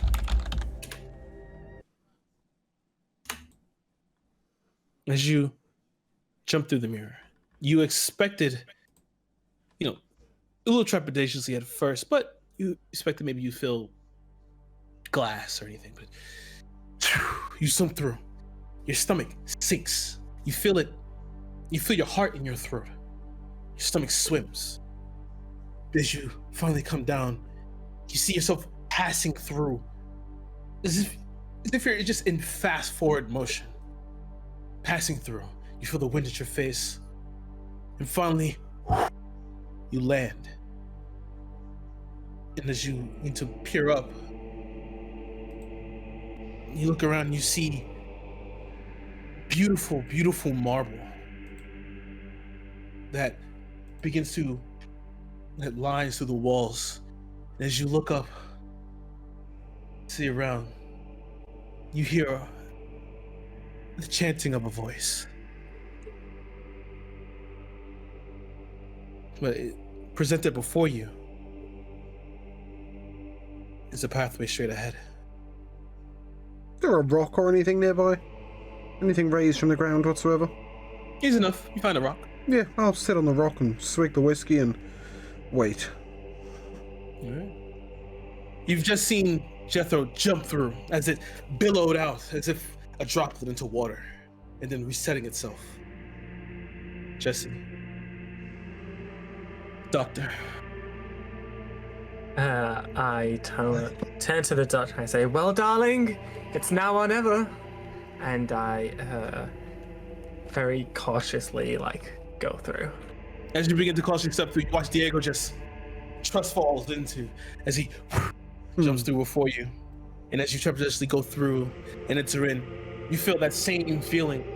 You can feel the heart in your throat. But you finally land over as you see Jethro on the side, drinking his whiskey as he waits, and Diego checking his weapons. Doctor, you're the only one left on the other side. I close my eyes and I kind of just put my hand through and I walk in very slowly. Oh, Joe, you're such a disappointment. I was waiting for you to turn around and go, I walk off. Nope. As you begin to put your hand through it, it's like you put your hand in a bucket of ice. Ice is over your body and the chills run up your spine, and you, at the last minute, as you try to just slowly step in, you feel as you're sucked in. And you appear on the other side, alongside everybody else. Diego turns. So you finally decided to join us. It's about time. I got bored waiting. I couldn't leave you alone. I mean, you'd probably get killed out here, and I'd probably get killed out here, but... Killed? Watches Diego walks forward and moves his shirt slightly, and you see a tattoo of a flame, a ship behind it, as if it's riding on the flame of a sea of flame. You know what this is? That would be it too. This is a badge of my bravery. Many have I sailed the seas, been through so much. To die here? Please. You're joking. Now let's go, huh? Okay. He's growing on me. Huh? He's growing on me. He's, I Diego? like him now. Yeah. I was very in character. I'm responding to these guys. You know, he's... Yeah, I can roll with this dude. As long as he leads the way. Do you have any more on your body? Because, darling, you should show them. Maybe later. And he continues to walk forward. Right, down the path we go, lads. One-way journey. Trip to nowhere. Off we go. And I shall resume a swift trot. Okay. Going forward, you go around the winding the path that terminated into shadow. Bravely, you go through, and as the chants get louder and louder, you feel it reverberate in your body. Your heart seems to almost sync up the beat of it. Your blood seems to, everything in you seems to vibrate with the chants. And as it crescendos, you finally step into this huge, vacuous throne room. Well, what you assume to be a throne room. The marble is paved, but you can see pillars, 6 pillars, that form the foundation, that lead toward the entrance. Each pillar itself surrounded and dotted with iron sconces that have purple flames that flicker. And directly forward, almost as a chorus, a choir of sorrow. You see, standing in front, clothed in this red robe, hands extended upwards as a golden box sits in the fingertips of the one chanting. You see a large mirror, an amalgamation of other mirrors form it. And you see around it 8 people. And as you look closely, you see their arms, their bodies sunken into the stone. Their eyes, the stone is cast over their eyes. As you see them beginning to, as they're writhing and moving around, struggling, though it's futile. And as you look straight up, in the center, at the top of the 8, you see Esme Royce, still in her nightgown. What are you doing? Shitting myself?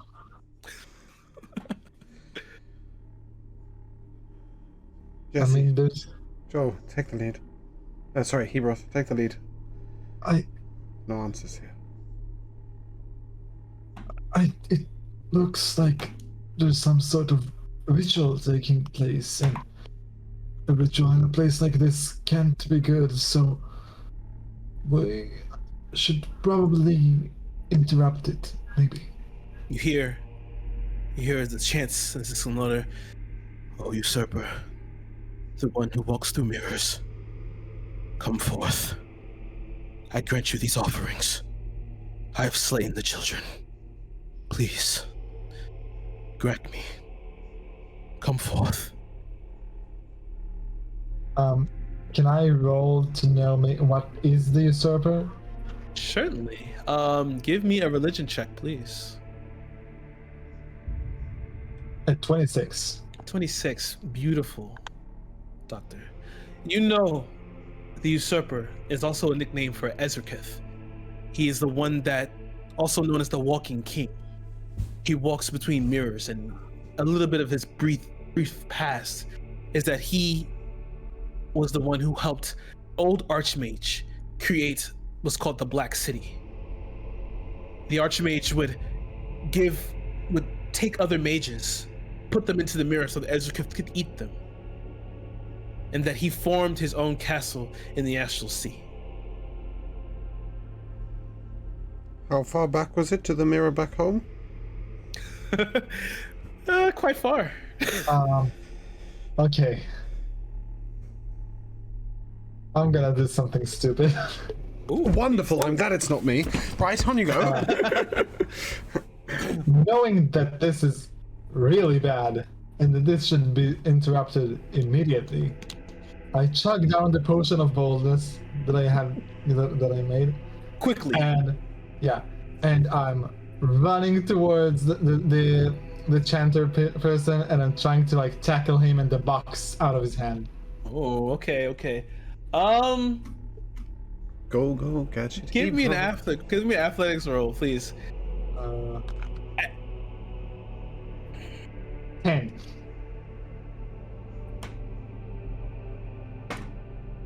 Yeah, as he's doing this, I'm gonna start dancing to the chant like, "Hey, yum, mama, hey." Okay. Hey, Doctor, and shoot. Oh wait! I forgot. Would that count as an attack roll, technically? Yeah, it counts as a tackle, but I'm giving you athletics versus his athletics, so I'm assuming you're trying to tackle him and hold him, right? I think he's asking if he can use his Yeah, potion. and mainly just get the box out of his hands. Okay. Yeah, but your athletics was 10, right? You rolled a 10? Yeah. That's fine. Okay, don't worry. As you dash forward, your feet resounding loudly, you continue to run forward. You watch as he stands up and turns around. Jethro, you know this man. You know him Sick. to be Caldron. the sight of your mentor. And it's something I want to get a hold of. How do you feel in this moment? Lost. It's been years since I knew Caldron, and since he looked after me as a boy. I believed him dead.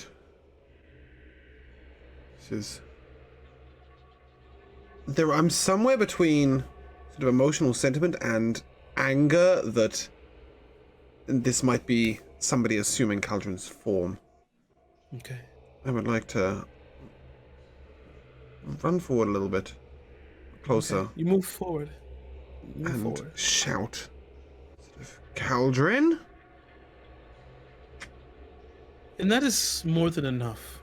Your voice carrying over. As he lifts his head up, you see his face is not what you remember.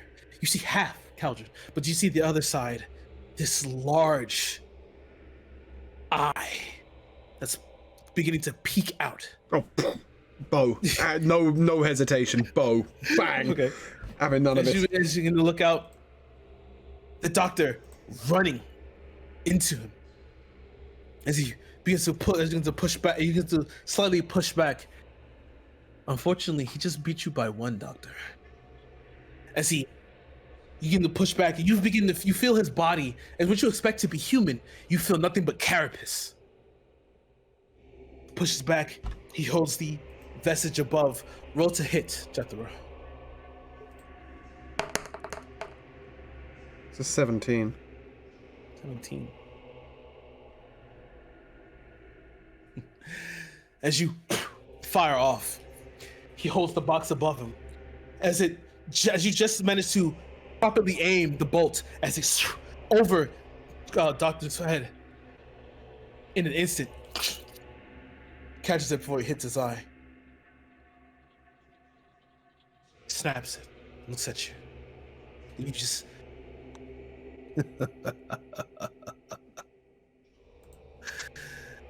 it is too late to stop this. It's a good time to use the friends cantrip. But you know, Jethro, I knew you'd show. You hear the voice become completely inhuman as the rest of the face rips.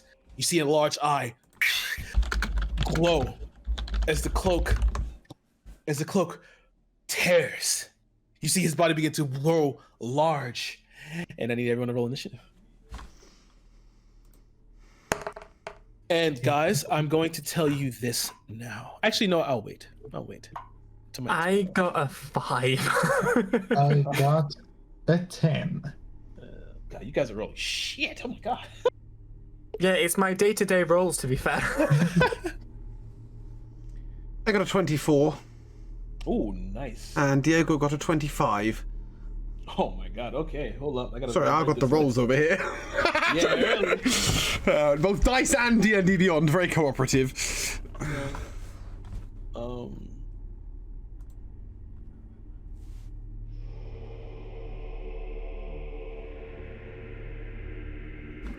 I'm sorry. Who had the 10? That was me. Okay. No, I had the 5, never mind. Oh, you had the 5, okay. I don't know why I'm lying to you. How dare you? Okay. And my dog has fallen back to sleep. Let's do this. Let's go, lesbians, let's go.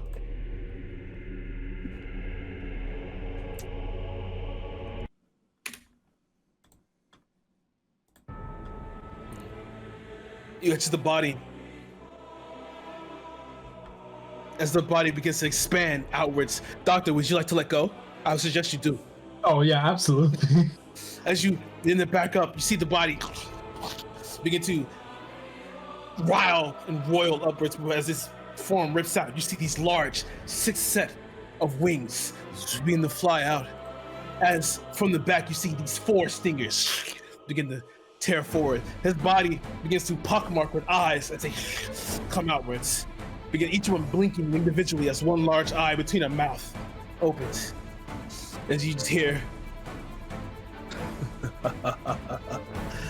"It's too late to stop this." As he says that, you see at the bottom left person who's writhing in pain, you watch as their body begins to start to sink inwards as the blood begins to pour out of their face and headed toward the mirror. Ladies and gentlemen, this is a timed boss battle. Good luck. Up first is Diego.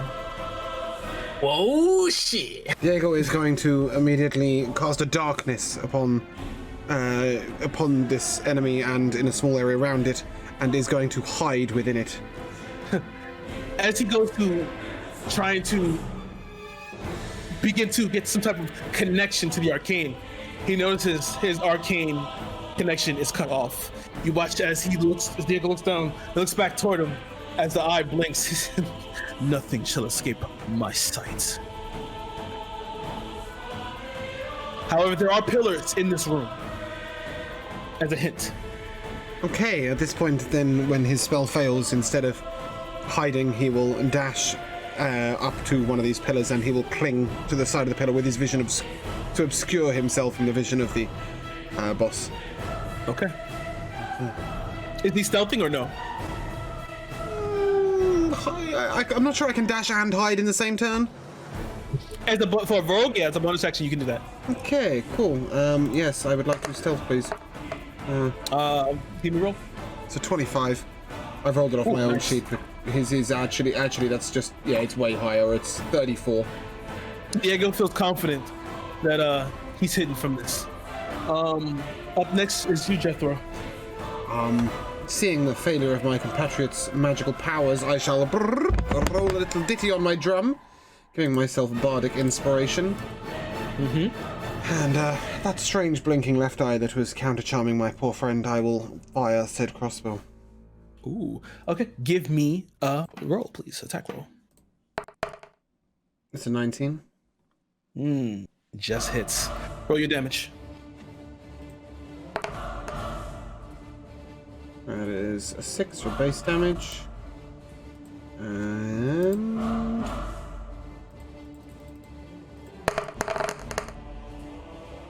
that's a 22 total damage. Ooh. Nice. Very nice hit. You fire the crossbow bolt as it enters in. It turns slightly, but it enters in.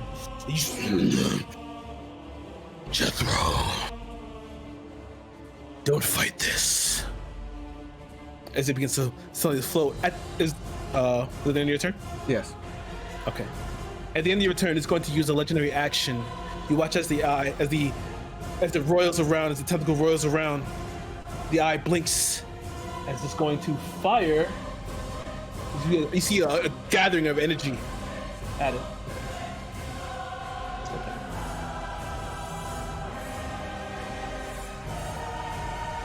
Indeed, girl. It's going to fire this beam at you, Jethro, actually. I need you to make a dexterity saving throw. For 27. Nice. I was like, please say anything other than just say dex, just say dex. As the beam fires outwards, you feel, for just a split second, you felt yourself die. Before you finally begin to, are you moving at all? I'll flip to the right. All right, you get to the side, you get to the right as you feel your heart it's palpitations. That's going to end its turn, and it is now its turn officially.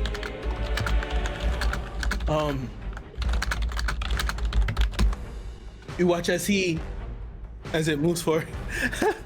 As he moves forward, you see the stingers rile up as they fire outwards.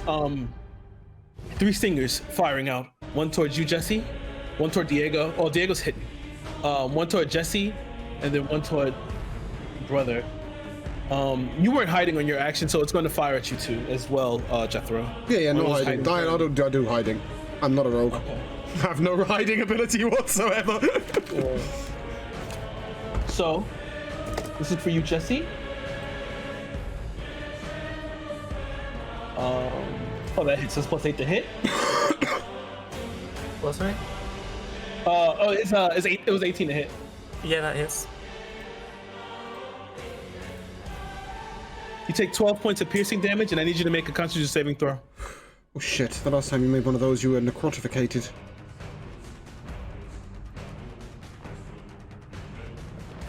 That's 23. Nice. You stave off the effects as you begin to see the weeping fly where he stabbed begins to form more, but you manage to fight off the effect. This one is towards you. 21 to hit, brother. There. What? Joe, does a 21 to 21 hit? hit you? Oh, yeah. Just I wasn't sure that it was. Okay.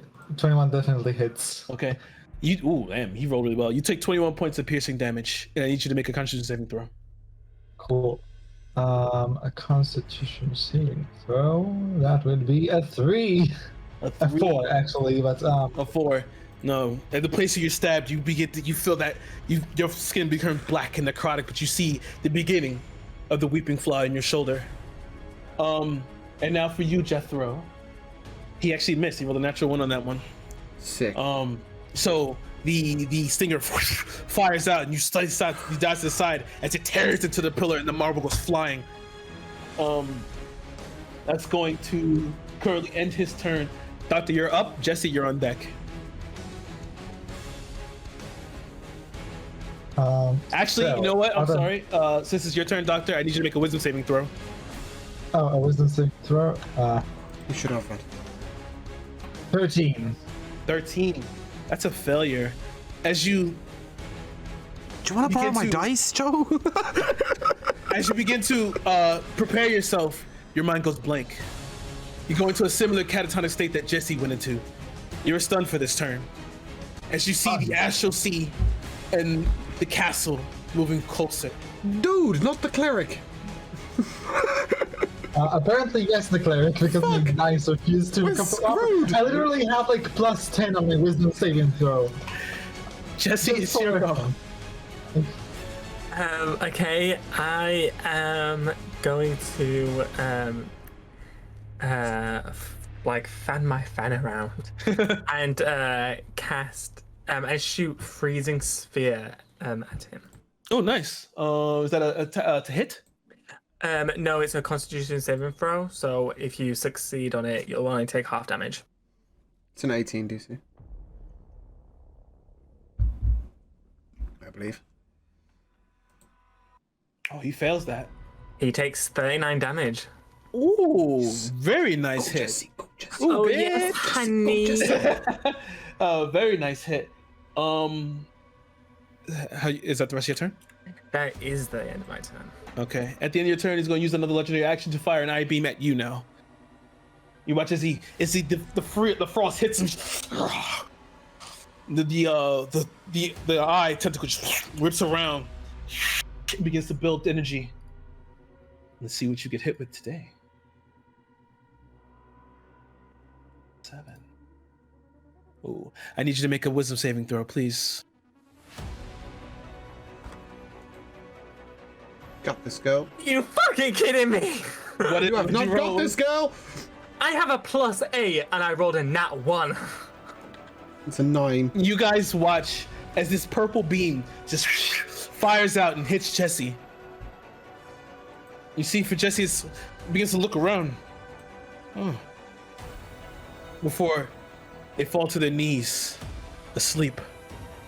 Oh, What? that's not so bad. Jesse is now asleep. At the top of the round is Diego's. Jethro, you're on deck. Diego is going to leap from the pillar in a most brave fashion. He's going to somersault through the air in tiefling mode and come down with his rapier in one gigantic stab at the back of the enemy's throat. Sort of as sneakily as one can somersault through the air. Please, will to hit. Do me justice. 22. That hits. That's the wrong dice. I've just rolled a 10 on a d8. That is a 4 plus 7, 11. And then the sneak damage is... where the fuck is the sneak damage? There it is, 5d6. 5d6.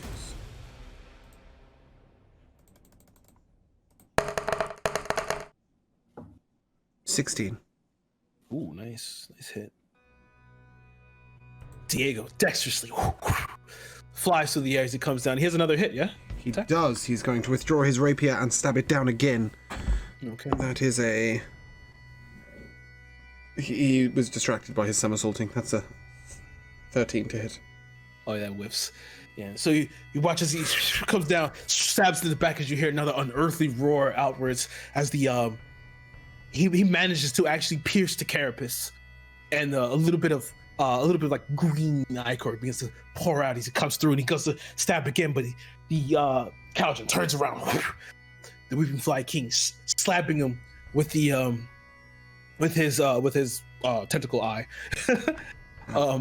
As he begins to fly backwards, what does Diego do with the rest of his turn? Diego is going to use the momentum of that to use the remainder of his movement speed and disengage to get as far back as he can, preferably behind a pillar if he can find one.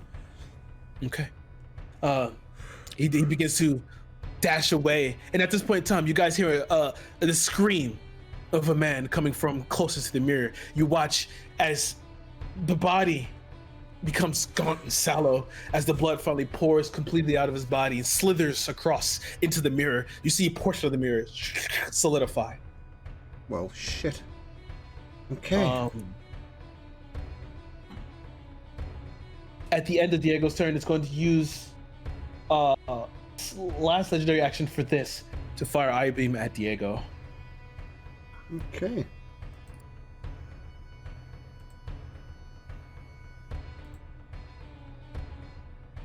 He needs to make a wisdom saving throw.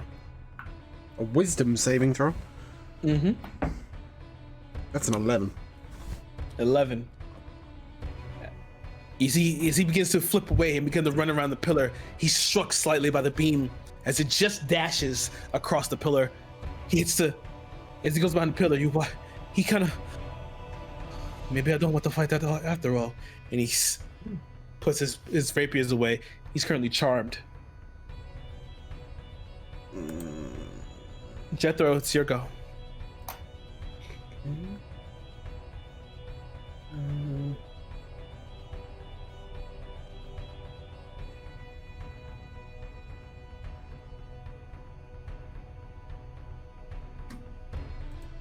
Jethro will speak to himself gently and remind himself of his bond with Caldron, giving himself bardic inspiration. And at this point, he will cast... what is this called? Programmed Illusion. A version of Jethro stands in front of Jethro, sort of holding the crossbow up as if he's going to fire. At any, it's programmed that at any point where he is targeted by an ability or an attack from the boss, it will fire the crossbow, and if it is hit by the ability or enemy, it will fall to the ground. Okay. And Jethro will retreat slightly and find the nearest pillar. Okay. Stand cool. with it to the center side of it. The saving throw is 18 for you, yeah? It's intelligence saving? Sorry, saving throw? What saving throw? I thought it was a saving throw for Programmed Illusion, no? For him to be...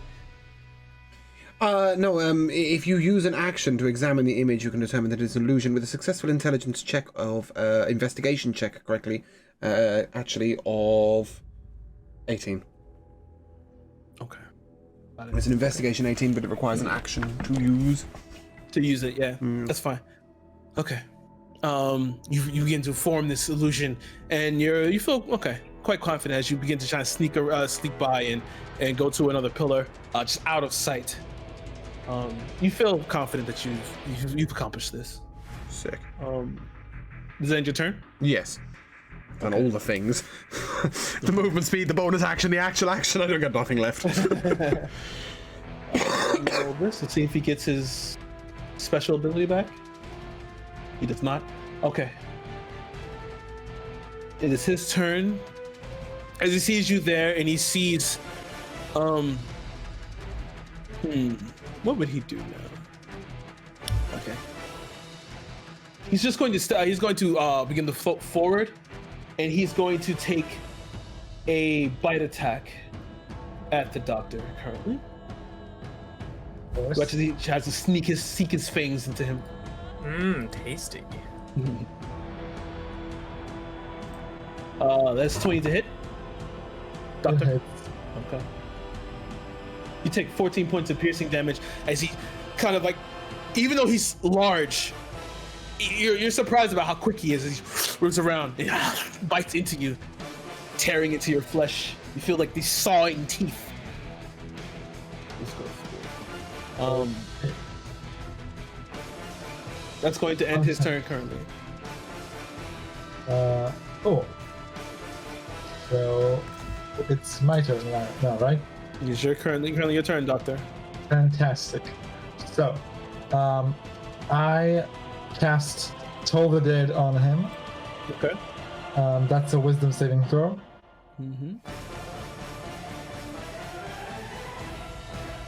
That's a natural 20 for him. Oh, god damn it. Okay, fine. Then I'll cast Spiritual Weapon. Okay, you're gonna cast spiritual weapon. What does it look like? Just a really large and elaborate scalpel. Okay, cool. That is cool. I'm gonna cast it at 4th level, so that's and that's a 25. Does a 25 hit? Yes, it does. Fantastic. Then that will be 15 damage. Nice, good hit. 15 damage as you just begin to try and tear through his carapace. You see some cuts and abrasions. You guys at least know you are doing damage to him. Very well. Jesse, unfortunately, is still sleeping. Yeah, no one wanted to wake me up. I don't know how to. Jesse is still sleeping. It takes an action to wake him up. Wake up. You have to like push him or some shit. Oh, okay. So that passes your turn. It is now Diego's turn. He's currently charmed, actually. Yeah, that's an interesting one. Diego being charmed. Yeah, and with charm, he has to either take damage to get out of it, and there's no saving throw for it once he's in it. So Yeah. he's currently charmed. It's unfortunate. For some reason, I thought he was immune to charm, but he's not. Is not? No. No, I he's know not. like elves are, but Yeah, no, he's not. okay.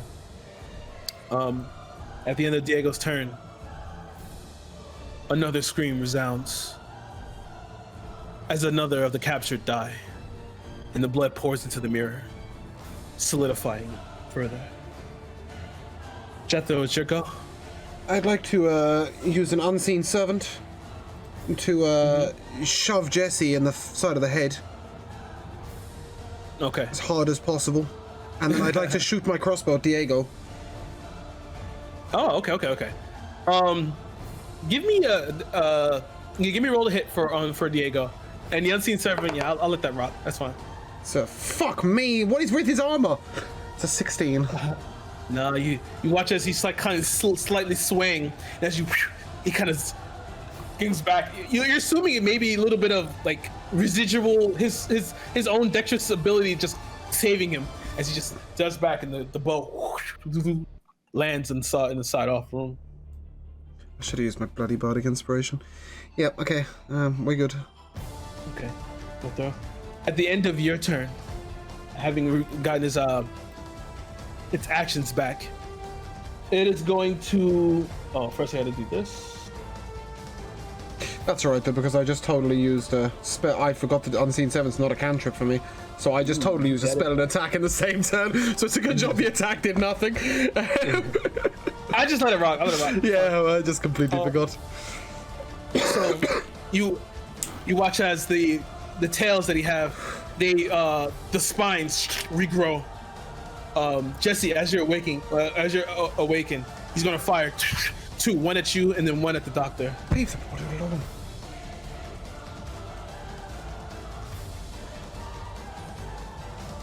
alone. Jesse, that's a 19 to hit. Yep, you got me. You got me, gal. 13 points of piercing damage and a Constitution saving throw, please.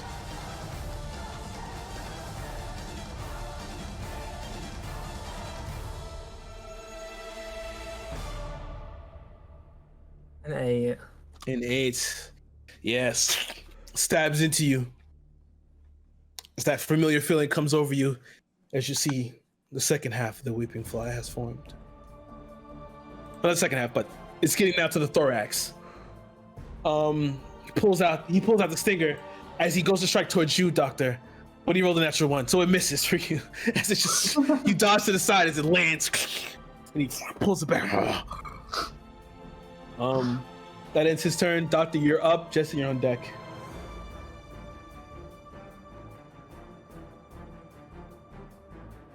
So, what I'm going to do is that I'm going to summon a Celestial. Okay.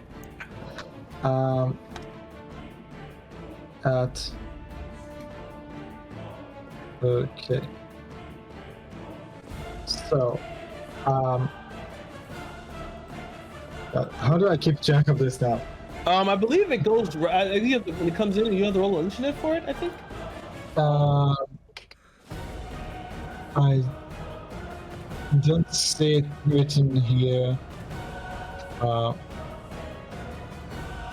it shares my initiative count. It says, but it takes, okay, so yeah. but it takes its turn immediately after mine. Okay, cool. All right.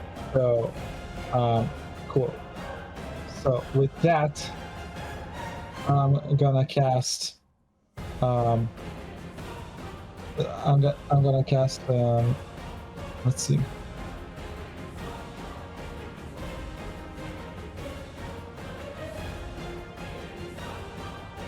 Okay, that's where it is. Okay, I'm gonna cast another spiritual weapon. Okay. But you don't have to keep casting. Once you cast it, it's out. You're just going to use your bonus action to move it, right? Or attack with it. Okay. Yeah. Okay, so I can just attack with it again. Yeah. Okay, cool. So I'm gonna attack with my spiritual weapon again. That's gonna be another 25. Oh, that hits. So that's gonna be 17 damage. Nice. Good hit. And now it's gonna be my Celestial's turn, I guess. So, let's see how that works.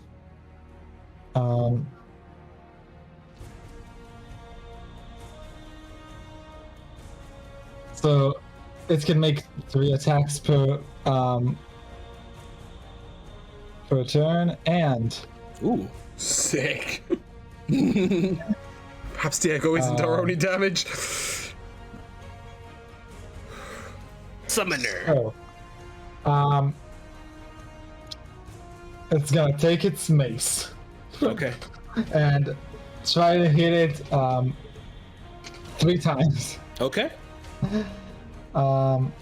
So first time we have 19 plus, what is its strength? Plus 3, so that's 20. So that's 22. Plus my spell attack modifier, which would be plus 5. So we're at 27. That hits. Most definitely. So you just hit 19 to hit. Oh, okay, cool. Sorry, I was just. It's so much calculating because there's no convenient way of doing it in D&D Beyond. So, so he's taking 2 plus 3 plus 6. That would be 11 damage for the first attack. Okay. So now, I'm just gonna roll the 2 attacks together, and wait, okay, no, it doesn't work like that apparently. Okay, sorry. So second attack is going to be It does. So that's gonna be 18. That hits. So, that hits. Cool. Fantastic. So that's gonna be 8 plus 3 plus 5. That's 16 damage. Mm-hmm. Nice. And, Third hit. and third hit is a natural one.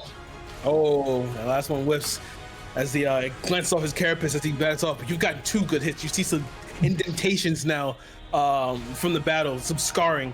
As like a little bit of blood begins, like this green and like purple goo begin to pour out of it.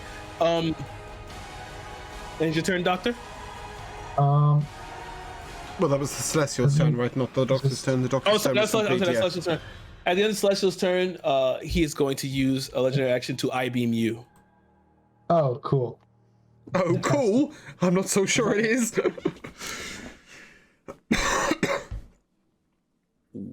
Okay. I need you to make a DC 17 dexterity save. Oh, I have like 0 in dexterity, so that's a lot of luck here. That's a 12. I pray for you.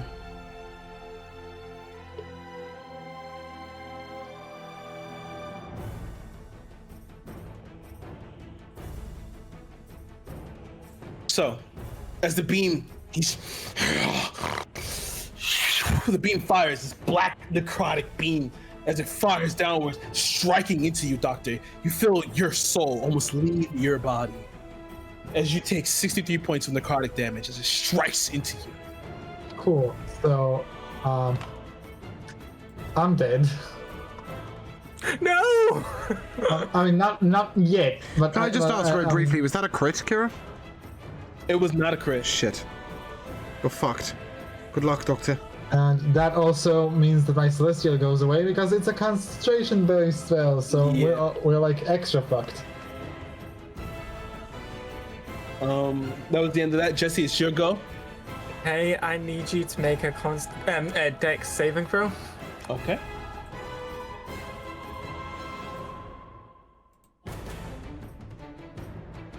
That's a nat 1. Oh, yes! Fuck you, D&D Beyond. Go on, my girl. Oh god, there's a dice stuck on top of another one. Okay, that's Disintegrate doing 86 damage. Go on, my girl. Oh, that strike was... It was critical. As you finally you blow your fan, and this time you close the fan and slap it against your hand. It's just... I'd like to think that this disintegrate ray is coming out of her trunk. Yeah, pretty much. You watch as the beat, as the arcane engine begins to close, begins to gather. Yeah. As you trumpet outwards, and the beam fires. As it hits him, you hear as he begins to scream and yell. "Argh!" As you see now, half of his body with that ray is torn asunder. You see some of the innards as most of his wings have been torn, and he's slightly flapping askew. That was a hard hit. Honey. Oh, honey. He's just no. It's your turn, Jesse. That does end my turn. You watch as the eye whip around. He's going to use another legendary action to fire a beam at you. Well, I had that coming.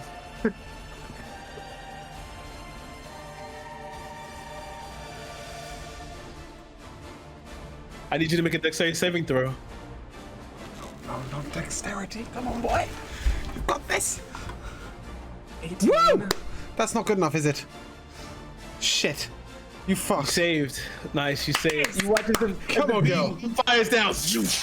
And it goes to strike you. As it just glances off you from the fan, you kind of like parry it to the side. And for the second, you felt your heart stop. He rolled a 10. That was another death ray. I just want to say that I had a +1 for deck, so that was so lucky. Nice. That ends his turn. It's now Diego's turn, who's currently still charmed. But as Diego's turn ends, you hear another scream. As you look back toward the mirror, and it solidifies even further. You can see now the castle is getting closer and closer. Jethro, it's your go. No holding back. I'm gonna take careful aim, and I'm gonna shoot. Please do. That is a 30 to hit. That hits. Okay. I'm actually gonna use. I can't. Can I add Bardic Inspiration to that to turn it into a crit? Is that something you can do? I don't know. It says you can add it to an attack roll, right? So like, it's one off. I'd like to expend all 10 of my Bardic Inspiration to crit. Sure. You know what? Yeah. Sure. Why not? Okay, that is. You know, at this point in time, I'm gonna call this. This is that your anger from earlier. Yeah. Towards this. All my Bardic Inspiration. So that is a.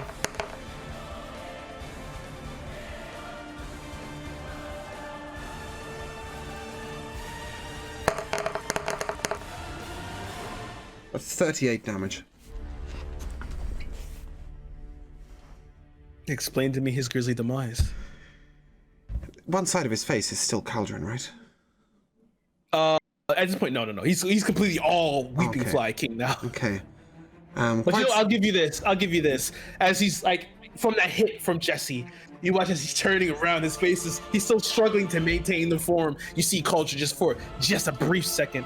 And Jesse's gonna scream for Cauldron, for Doctor, for Hebrew. And he takes very careful aim, and he's almost singing to himself with passion as he shoots, and takes him just under the throat. Goes straight through the mandible, and the bolt comes out the outside, and the psychic damage explodes at the point of impact. Purple light bursting around his head. Ooh. And his head is blown into multiple directions. I like that. You come around, you take the aim, you steady your breathing, and you begin to just hum just slightly. And you fire. As you fire the arrow, the bolt, he turns as it just into his throat. As the blood begins to pour, as it begins to spray out, you hear him gagging before an eruption of psychic damage as Jesse, the doctor, and the pillars are covered in pieces and fragments as he falls to the floor. The body smoldering. Nice job. However,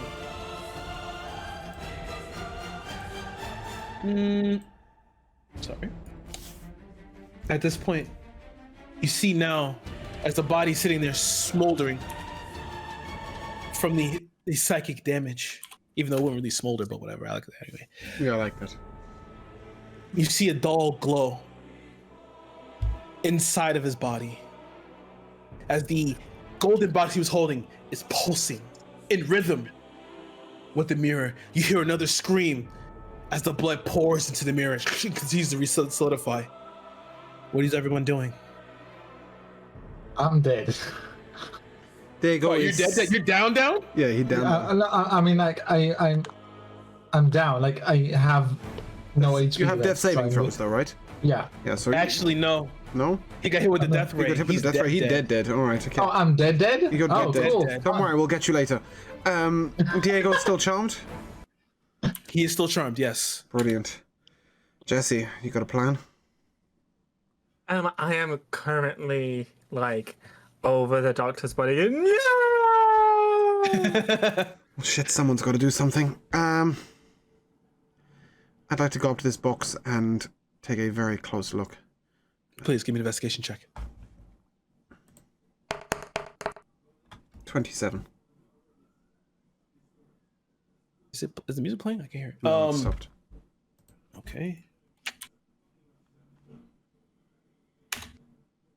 As you're poring over the box and looking at it, you begin to see around it at its corners, you see runic equations. You dabble in the arcane, but this may not be too familiar to you. But you do see runic equations. As you see them, as you look closely at it, you see that they're turning and moving in the corners. And the box itself has like a dull, low hum, akin with the mirror. I'll take my loot, and I will find the most discordant note possible to this hum, and I will strum with all my might and encourage Jesse to do something with the fucking box. Give me a performance check. Okay, I'll like stand up from the doctor's body and walk over to where Jethro is. It's a 21. And like 21. Okay. and see the box. Okay. As you put it down to begin to play the lute, you watch as the box kind of like maneuvers slightly, and as it opens, you see there is a purple gem in the center as it continues to glow. Another scream as you see the blood travel across into the mirror.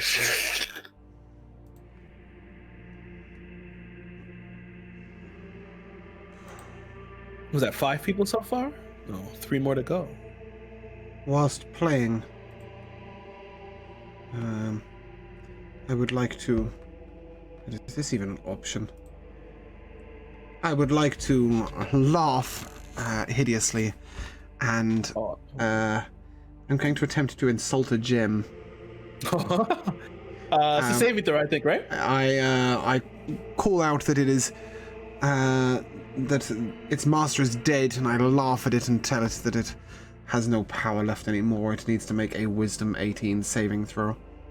It is a box and it fails. Roll your. Is it damage for the heated laughter? It is a.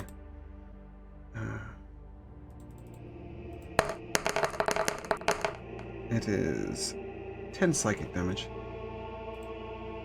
You sit there and you just yell obscenities at it as you just watch it. You take a second to look and you just a tiny crack in the gem. It's the only thing I could do to do damage while still strumming said lute. I feel like playing discordant notes is important. It's a thrumming in tune, you know? Jesse, you got something a bit more powerful? Are you oh shit, you've already... Yeah, you've disintegrated as well, haven't you? No. I've got some stuff I can do. Good. Okay, so, I am going to cast Negative Energy Flood on it. That's a Constitution saving throw. What's the damage type? Oh fuck. It's necrotic. Oh, perfect. Fuck. Probably gonna empower it now. Yeah. It succeeds. But as you fire it, you watch it absorbs it. The gem reforms, looking stronger than before. Okay, I would like to run over and shoot fucking Diego in the face. Like, point blank range, okay? Like, with the crossbow. Just, like, literally, straight in the fucking forehead. Okay, you can't miss. Yeah, roll damage. Yep, I'm perfectly fine with this. He takes 10 piercing damage to the forehead. Okay, he wakes up.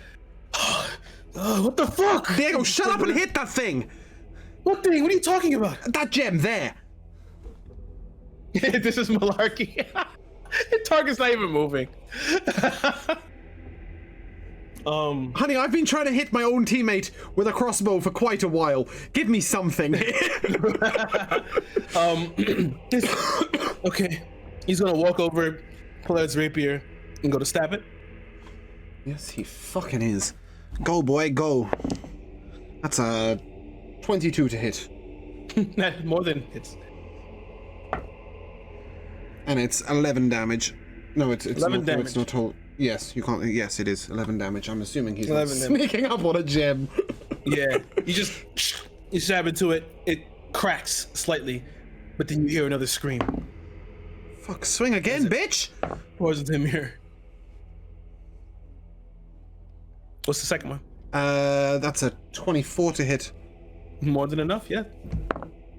Fucking 9 damage. 9 damage. Jess, you got anything left? It's dives it in deeper, but it seems like something is stopping it. I got lots left. No holding back! Use whatever you got and no necrotic damage. Oh, right. I will. Well, might have to stand back a bit.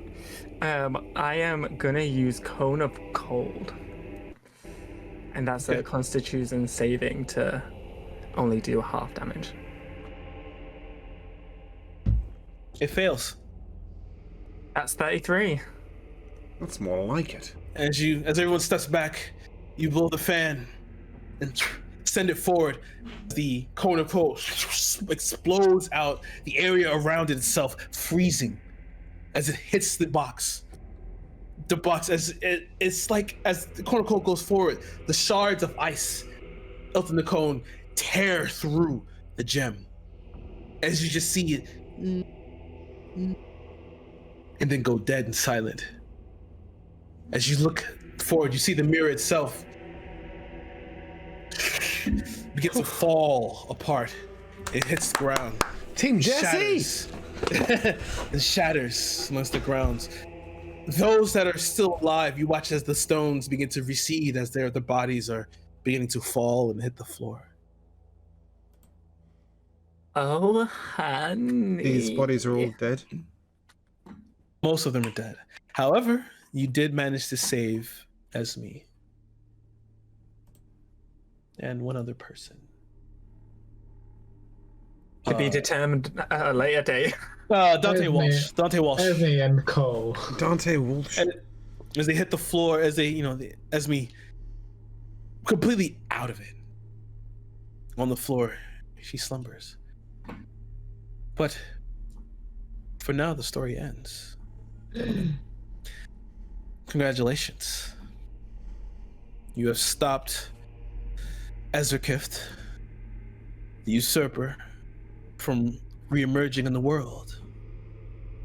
But it cost Dr. Hebroth's life? It did. Not worth. You've killed as Jethro, you've slain, fought some own demons. Jesse, you were the victor here pretty much, as well as Diego. Everyone did really well. Yeah. Only reason I'm calling it without Jesse's disintegrate, we were absolutely fucked. It was over. It was over. Yeah, literally, I was like, he best fucking fail this thing, otherwise it'll just do nothing and I'll just waste my turn. I was like, please. So, in the spirit of our standard sessions, it leaves us to talk about the MVP of the session, and I have donated mine. It is Jesse's disintegration ray. Doctor or Joe, who was your MVP for the session?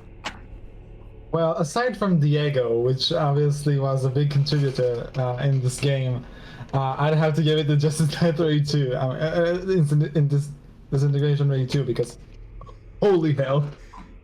And Josh? Yeah, it's my fucking disintegration. Damn right. Although I would like to just say, when you snapped your fan open for the Cone of Cold, when he said that, I heard it from this room. That was pretty MVP. He was like, okay, wait. I'm going, boy. Okay, wait. Yeah, I can hear it, but they can't, unfortunately. But yes,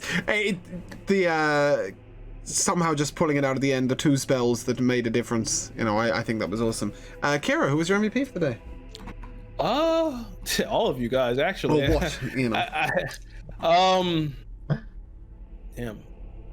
I really do like Jethro. I like all your characters. Like Jethro was really cool. Like the whole investigation. The chat was really instrumental, because a lot of that shit was improv. Like when he said that they were lesbians, I was like, oh, okay, I can make that. Let's do that. And let's do that. Sure, yeah, we could do that. Like I loved it.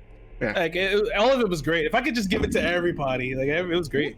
Well, the true MVP today was our guest DM, who absolutely floored it. That was phenomenal. Absolutely. Description through the roof. Totally mysterious. sort of we went one way, then the other. At first I thought it was a normal human killer, and then maybe they were possessed, and then suddenly we've got like fucking some god trying to restore his world to, it's yeah, wonderful. The scene setting, the music choices, absolutely everything, phenomenal. So if you don't already, for fuck's sake do. This guy, as you know, absolutely brilliant. Go and drop a follow.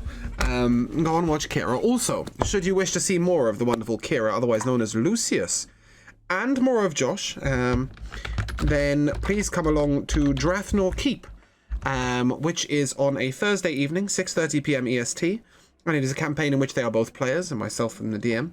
Unfortunately, Diego had Slicer had some personal issues today. However, if you do wish to see him in action, and a lot more of him, then you can come along on Tuesday for our Good Sagravia campaign, which is at 7 p.m. EST. And if you want to see more of Joe, then beg him really nicely, because he's on a later schedule and can't make it to the regular campaigns. But he comes along to one-shots, and you've been wonderful every time. You're such a joy to have along. Such a character. So thank you so much, guys. We are going to drop a raid. But first of all, to the players, to our wonderful guest DM, thank you so much for being here.